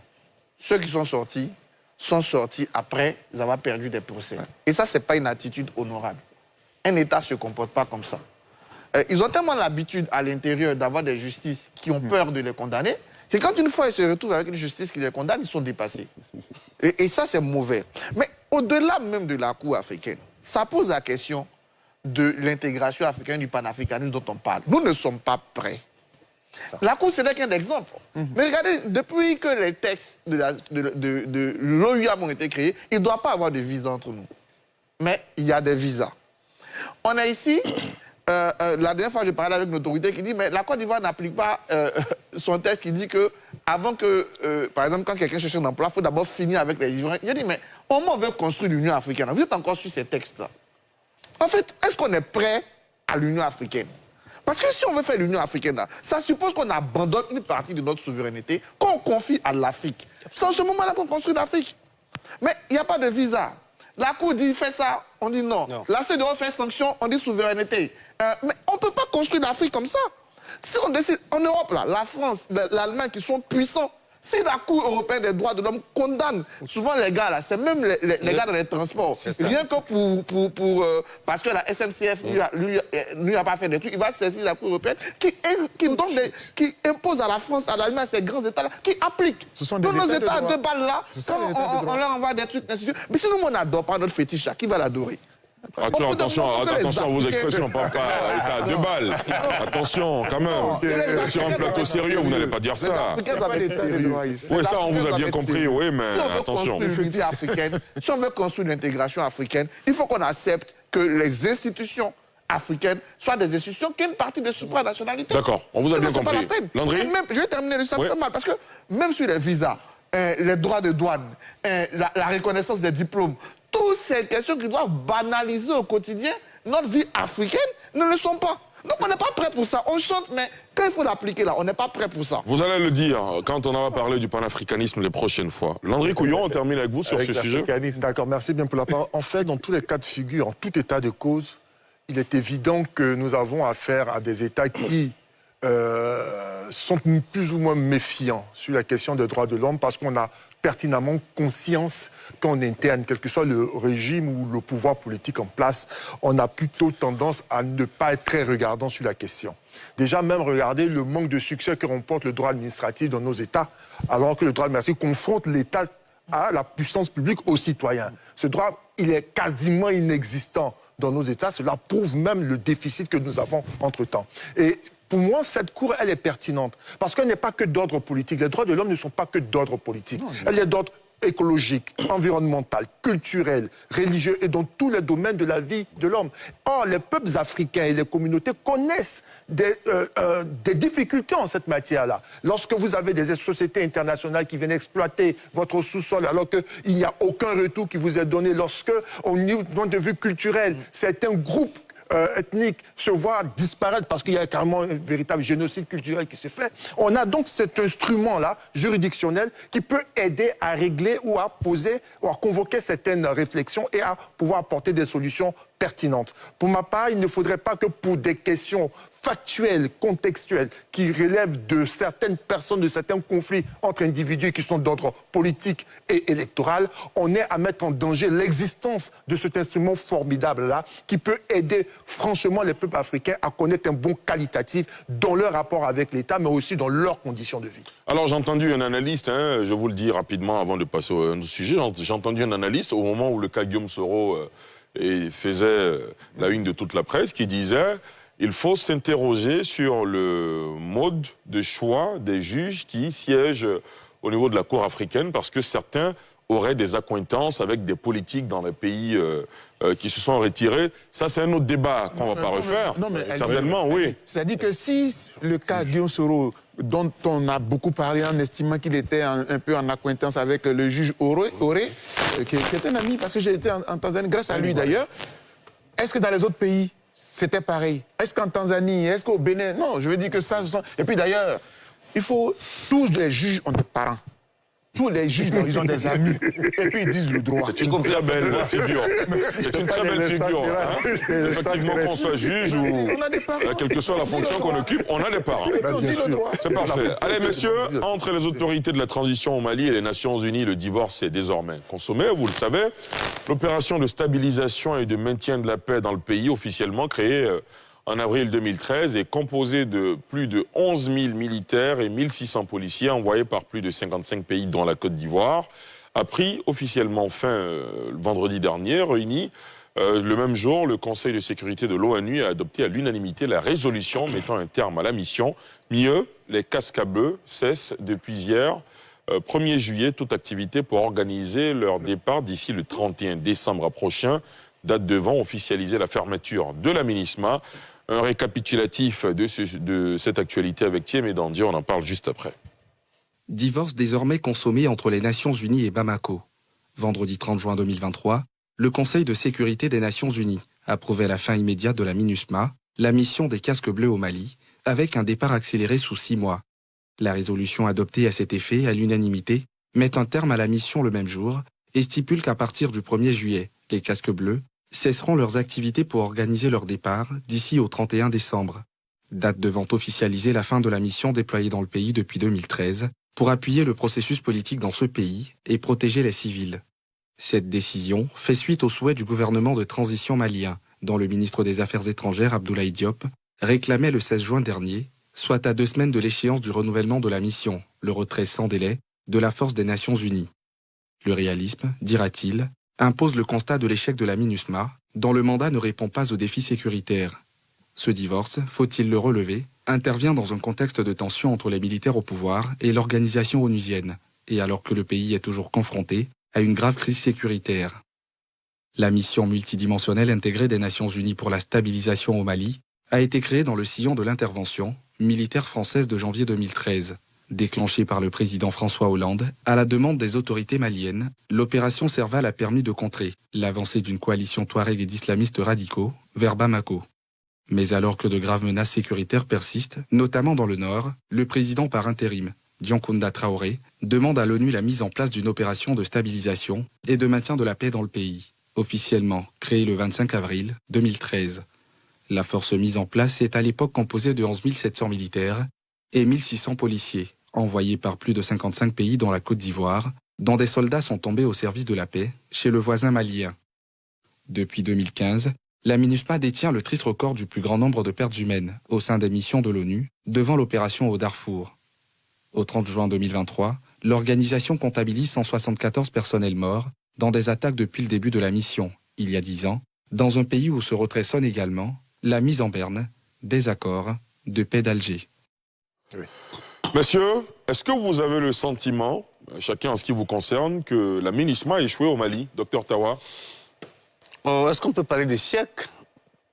On va peut-être revisiter... Quelle analyse faites-vous donc de ce retrait de la MINUSMA au Mali? Le retrait de la MINUSMA, alors moi je pense que, je ne sais pas quelle est la logique de Goïta, mais vous savez, quand la MINUAR s'est retirée du Rwanda, quelques années après, on était tous vent debout contre les Nations Unies, contre les Occidentaux, parce qu'ils ne sont pas intervenus, parce qu'ils se sont retirés. Et puis il y a eu le Rwanda, il y a eu ce génocide. Le génocide de 1994, oui. Et c'est sérieux. Alors, le terrorisme est une question de sécurité, on va dire, internationale.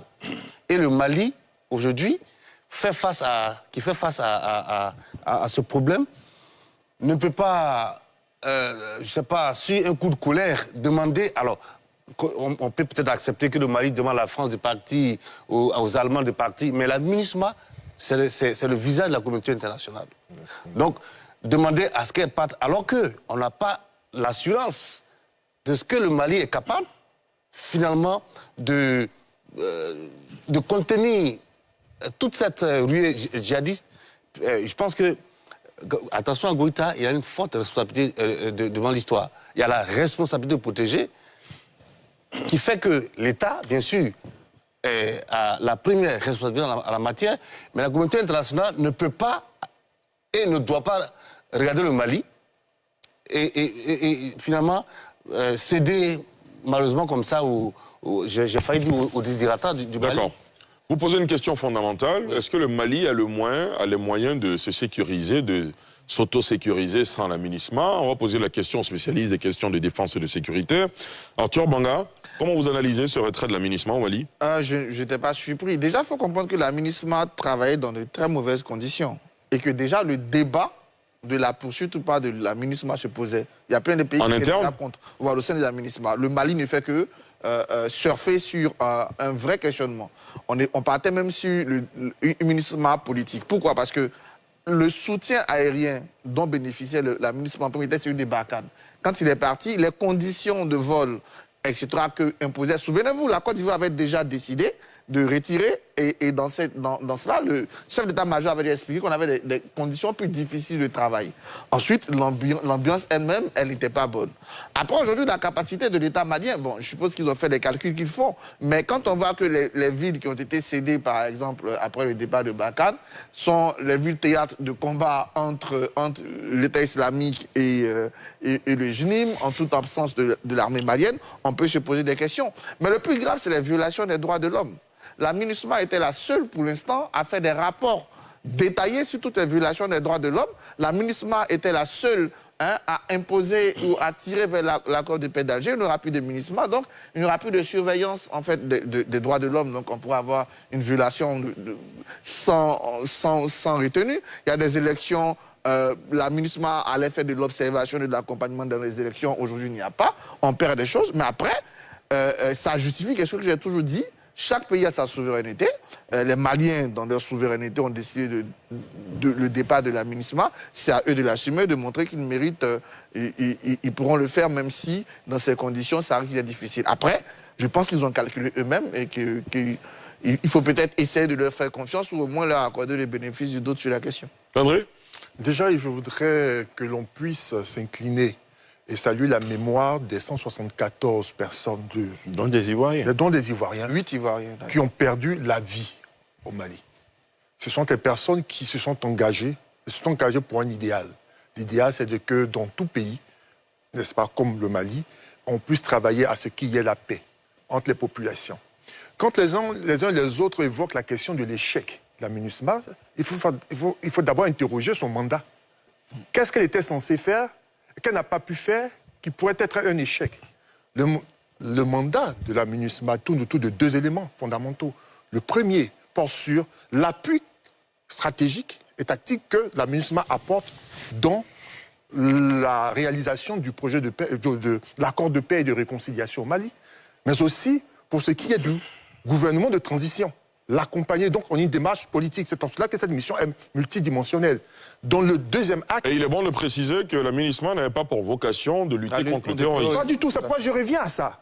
La seconde chose, c'est de pouvoir apporter aussi son appui à l'effet de protéger les populations civiles et contre les violences terroristes, les violences intercommunautaires, parce qu'il ne faut pas le cacher. Les violences intercommunautaires comptent pour beaucoup au niveau du Mali, mais aussi à travailler à ce que, au niveau du centre même de ce pays-là, donc zone très vaste, les différentes infrastructures sociales soient mises à la disposition des populations. Chaque 3 mois, donc de manière trimestrielle, des missions d'évaluation étaient faites. Est-ce qu'on a ces rapports-là, de sorte qu'on puisse faire ressortir des éléments d'appréciation quant à dire si elle a échoué ou pas? En tout état de cause, les Nations Unies ont pris acte et ont décidé de faire droit à la demande du gouvernement malien quant à pouvoir se retirer. Donc jusqu'au 31 décembre, ils se seront déjà partis. La question qui se pose aujourd'hui est celle de savoir, est-ce que le Mali, qui a une énorme responsabilité qui ne tient pas qu'au niveau de ses frontières, mais au niveau sous-régional, est-ce que le Mali est en capacité de contenir la menace? Vous répondrez quoi si on vous posait la question? Je ne suis pas au Mali, ils disent que l'armée monte en puissance. Certainement qu'ils ont prévu remplacer ce déficit de 13 000 soldats et policiers par une présence haute, d'autant plus qu'ils disent qu'il n'y a aucune présence de Wagner. Certainement qu'ils vont pouvoir recruter. Mais si on recrute des gens, il va falloir les former, il va falloir les équiper. Et nous espérons, parce que d'un point de vue politique, d'un point de vue international, d'un point de vue de l'histoire, la junte a une énorme responsabilité. Si ce pouvoir se fonde, et je ne le souhaite pas, si se fonde qu'il y a des répercussions ailleurs, dans d'autres pays frontaliers, ils vont pouvoir assumer cela. Dans tous les cas de figure, c'est en toute responsabilité que le Mali décide de faire partie de la MINUSMA. Nous souhaitons qu'il dispose des moyens à l'effet de pouvoir rassurer les populations, autant au Mali qu'ailleurs dans les pays. D'accord. Monsieur Koulibaly nous appelle du Mali, justement, de Ségou précisément. Monsieur Koulibaly, bonsoir.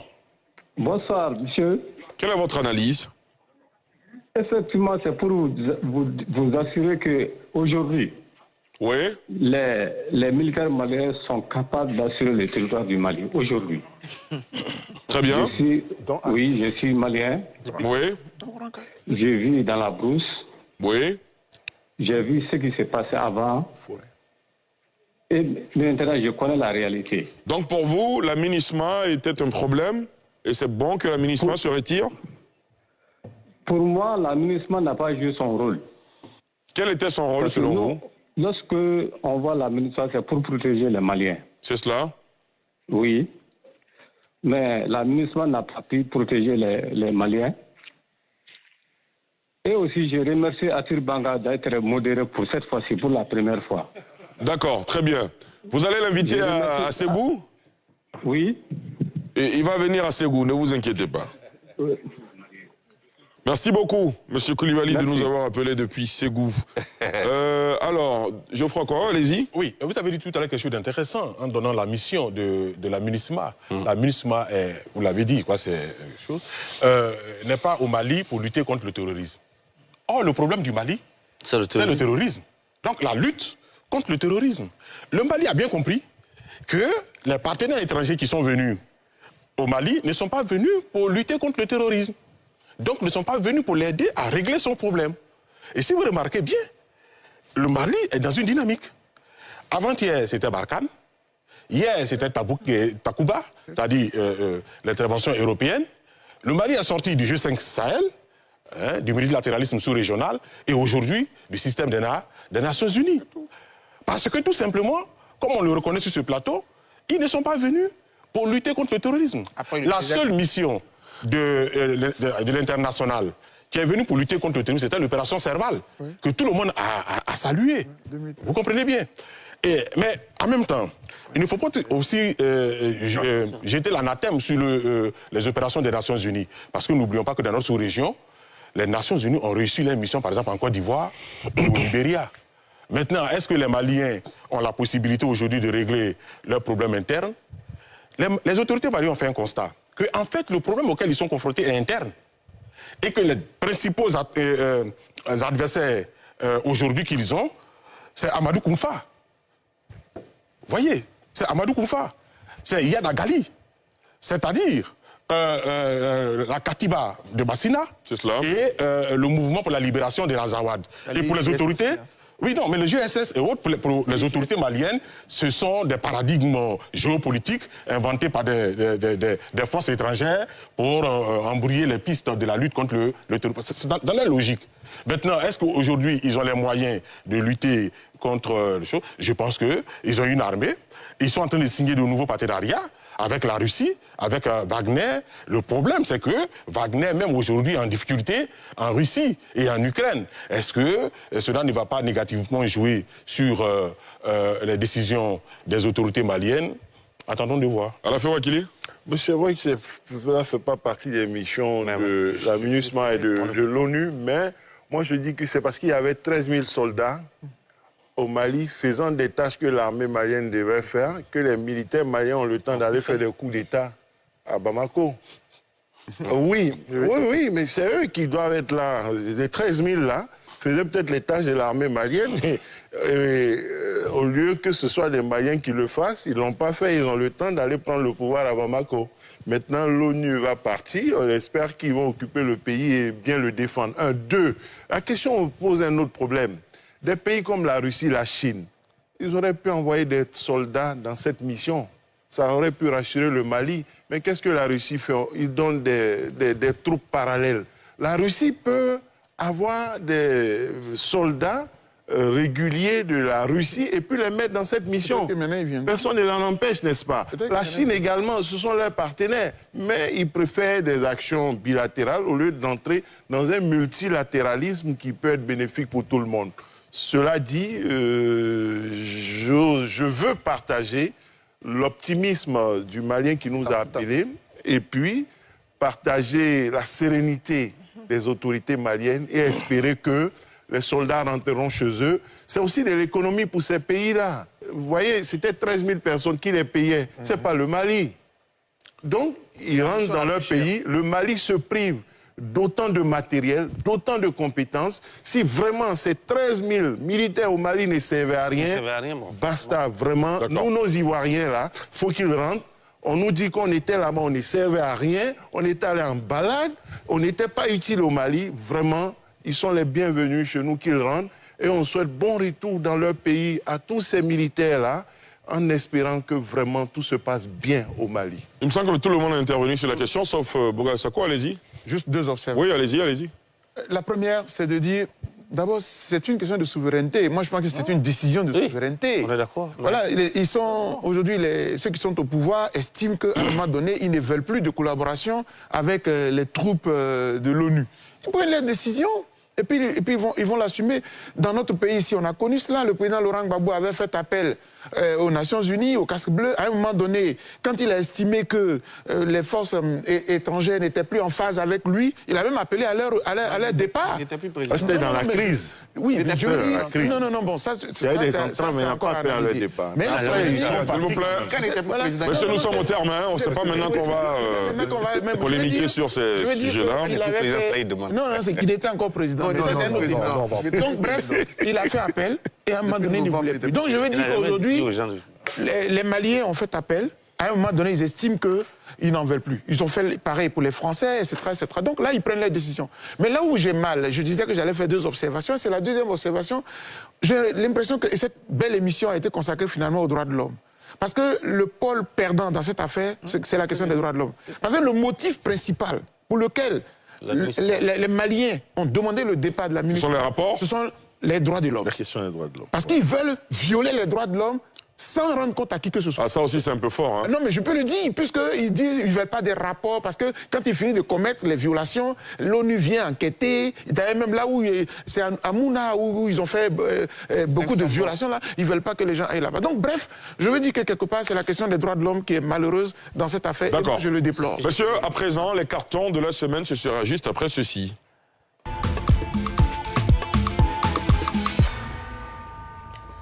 Docteur Tawao, pas de course. Est-ce que vous avez des cartons? Oui, c'est bon. C'est bon, vous n'avez pas de cartons attribués? Oui. D'accord, allez-y très rapidement. Nous sommes pris par le temps. Oui, alors carton vert. À qui? Vous pouvez dire à NCI, hein, par exemple. C'est l'amicale des étudiants, des élèves de la terminale A1. Voilà, 98 au lycée Boulogne de Mans. Voilà. C'est votre promotion? Ils m'écoutent là, je leur dis, oui, c'est ma promotion. Ah, d'accord, très bien. Voilà. Carton vert. Mais carton vert aussi, il faut qu'il fasse un clin d'œil à mon université, à la fac de droit, qui fait un effort. L'université Alassane Ouattara de Bouaké, c'est ça? Bien sûr, pour régulariser l'année. D'accord. Malgré beaucoup Université où intervient également Dr Boga Sako Gervais. C'est exact, oui. Donc je lui passe la main. Allez-y. Non, merci. Après la plus grande. Enfin, Arthur, on ne va pas rentrer dans cette polémique. Allez-y, Dr Boga Sako. Non, mais je voulais brandir ce soir vraiment un carton vert au dénouement, plus ou moins, j'allais dire, apaisé de cette question du retrait du nom du président Laurent Gbagbo de la liste électorale. Et en même temps, ce carton vert-là s'adresse à la FIDOP, ma structure qui, le jeudi, fait une conférence de presse parce que nous voulons lancer une campagne... Vous allez payer un droit pour l'annonce de votre activité, très rapidement. Comment dire, une campagne nationale pour des élections apaisées. Non, c'est même pas de la pub, c'est dans le cadre de la paix. Parce que nous, notre objectif aujourd'hui, là, on est fatigué de se battre. Ce pays a besoin d'un avenir apaisé. Donc, on va faire cette conférence de presse à la mairie de Cocody, ce jeudi, là, pour que toute la Côte d'Ivoire sache que nous avons besoin de paix. Les élections locales, à la vérité, ce ne sont pas des élections où on doit se battre. Ce sont des occasions de fête. Ce sont des mêmes fils de la même région qui compétissent. Moi, c'est pourquoi je ne veux pas qu'on les politise trop. Bien sûr. Et j'ai dit. Landry? Alors, moi, j'ai 2 cartons. Le premier carton était un carton jaune. Pour qui? Pour le gouvernement malien. Alors, on nous dit que cette décision prise quant au départ de la MINUSMA est souveraine, donc intérieure. Mais il faut savoir que la menace terroriste, elle est transfrontalière. Et donc, la Côte d'Ivoire est tout aussi concernée. Donc, on ne peut pas ne pas être très regardant sur la question. Et surtout qu'il y a un départ de 13 000 soldats formés à l'effet de pouvoir remplir des tâches de sécurité et des tâches militaires pointu, on est donc en droit de s'inquiéter. D'accord. Le deuxième carton? Le deuxième carton, c'est un carton vert pour toutes les personnes. Brandissez votre carton, s'il vous plaît. Toutes personnes, qui soient en politique ou dans la société civile, qui décident de mettre en berne ou de mettre sous les ténoirs ses propres ambitions et qui décident de s'engager pour des élections apaisées, des élections locales apaisées. Merci beaucoup. Je voudrais vous féliciter Carmi Ouattara du RHDP, Charles Blé Goudé du COGEP, et je tiens à dire aux uns aux autres de ne pas hésiter à rejoindre cette cohorte-là, parce que c'est le bon choix, c'est le bon combat à mener. Alafé Wakili, bon carton. Carton. En général, vous êtes gentil, vous avez toujours des cartons verts. Oui, je voudrais féliciter Magic System et Astalfon. Ils ont été choisis pour l'hymne de la CAN avec Akouaba, et souhaiter que d'autres, au-delà de l'hymne pour les cérémonies d'envergure, d'autres chanteurs ivoiriens à côté des Africains de renommée comme Alpha Blondy aussi puissent être intégrés et impliqués. Je carton vert aussi à l'initiative du retour de Gadi Seli et à toutes les parties prenantes qui y œuvrent. Et aussi carton vert pour terminer à la FIF qui a choisi des membres d'honneur. Roger Ouignet, Ginette Ross, Adou Nyangon. Gadi Seli aussi. Oui, des ambassadeurs, Gadi Seli, Didier Drogba et Yaya Touré. Donc voilà, mon carton du jour, ce n'est que des verts. Très bien. Voilà. Geoffroy Kwao, oui, vous avez un seul vert Oui, un carton vert pour les élèves. Mais il ne faut pas trop le brandir à côté de la cravate rouge. Ça me fait rappeler, un club de Côte d'Ivoire qui avait tout était réuni pour monter en première division. Ils ont tout fait pour rester en deuxième division. C'est parce qu'on se concentre sur la construction du club. Hein. Geoffroy, voyez-vous, voilà, je préfère que le carton vert soit loin de votre cravate. Carton vert pour tous les élèves de terminale qui demain, je crois bien, vont affrontent le bac. Affrontent le bac. Donc vraiment, bonne chance à tous. D'accord. Arthur Banga? Bon, je vais commencer par le vert. Parce que vous en avez tellement, allez-y rapidement. Donc, mon premier carton vert, au nom des populations d'Ayebo, d'Asuba, de Bako, qui on est dans quelle région? Le Sud-Comoé, qui remercie le gouvernement d'avoir mis fin à cette décision qui avait été prise d'exclure certains villages de certaines communes. Et donc, je remercie le Premier ministre Patrick Hachi, le SGPR, le ministre de l'Intérieur, qui ont donné le coup, je pense, non seulement à ces populations de ces 3 villages dont je porte sa parole, lui, mais qui m'a écouté. Je l'appelais tous les matins pour lui dire qu'Ayebo voulait dans la commune et il a accepté, donc je remercie. D'accord, le deuxième carton toujours vert pour le gouvernement et pour la prise de parole du Premier ministre Patrick Hachi lors du sommet de Paris sur la nouvelle architecture, insister sur la place du privé et sur la nécessité de financer les transitions écologiques en Afrique, c'est quelque chose d'intéressant. Je vais, avant, reprendre mon carton rouge cette fois-ci, avec beaucoup de fermeté. De fermeté, de façon grave, de gravité, contre cette politique qui vise à exclure des enfants du système scolaire. Ali, la catégorie collège du lycée Simone Eivé de Yopougon, sur un peu plus de 3000 élèves, il y a 550 au moins qui seront renvoyés. Exclus. Pourquoi? Ils n'ont pas de bons résultats? Souvent, ils ont 9,99 parce qu'ils ont repris, on les renvoie. Mais on les renvoie où? Et depuis que cette politique unique, qui consiste à prioriser des matières, a été mise en place, le nombre d'exclus a explosé dans les écoles. Tu demandes même au ministère de l'Éducation nationale de donner le... Mais faites des enquêtes. Ils peuvent être inscrits ailleurs, ils sont hors du système. Exclus. D'accord. S'ils doivent être inscrits, c'est leurs pauvres parents qui vont encore payer des collèges quand ils en ont. D'accord. On met des enfants c'est contraire à notre constitution, c'est contraire à toute la politique du gouvernement. Donc, il faut suspendre les exclusions, surtout quand on met dehors. On ne reconvertit pas les enfants. Un État décide d'exclure ses enfants. La propre Côte d'Ivoire décide de mettre plus de 500 élèves. On va s'étonner. Il n'y a même pas 30 places là-bas. On dit dans ce seul lycée, il y a 500. Bon, on vous a bien compris, Arthur Banga, votre plaidoyer en tout cas a été compris. Mon dernier carton vert, c'est pour le plus grand club de Côte d'Ivoire qui a réussi de doubler Coupe Championnat. Tout à fait.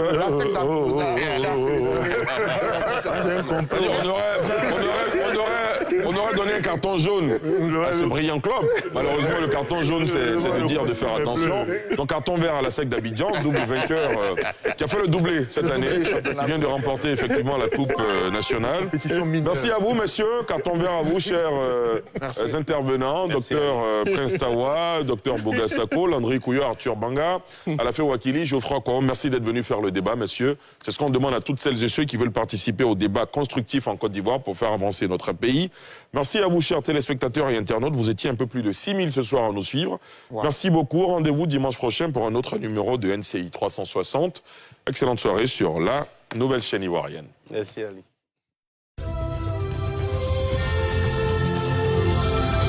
Port autonome d'Abidjan, une référence internationale.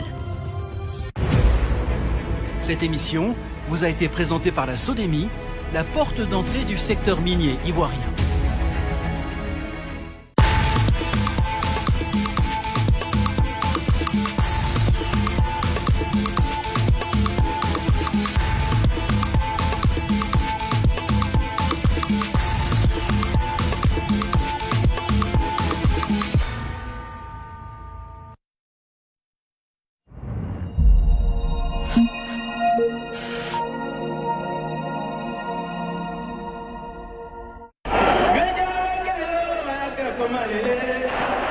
Il y a 31 ans, la Côte d'Ivoire était sur le toit de l'Afrique. Aujourd'hui, des acteurs du premier sacre des éléphants à la Cannes se racontent. Je lui ai demandé à 5 jours, chez nous on est bêté, donc je lui ai demandé à Bété, il est où? Et puis il m'a dit, il est dans ton dos.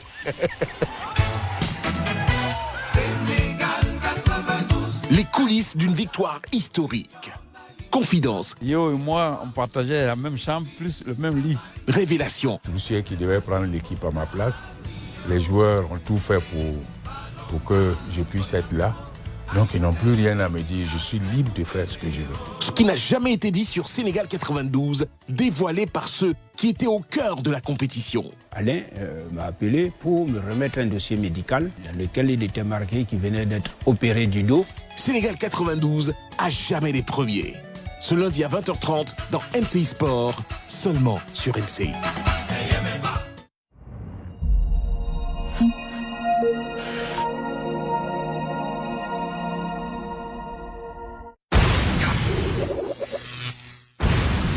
Hello tout le monde, je suis complètement heureuse de vous retrouver pour un autre moment fun, drôle, de bonne humeur, à s'en couper le souffle. Bienvenue dans Drôle de Flop, le tout premier bêtisier du paysage audiovisuel ivoirien. Au menu, comme toujours, du rire, des éclats de voix et des moments complètement insolites. En somme, de sérieuses raisons de rester avec nous pendant plus d'une heure. Allez, on décolle pour un voyage à rebondissement. Accrochez-vous.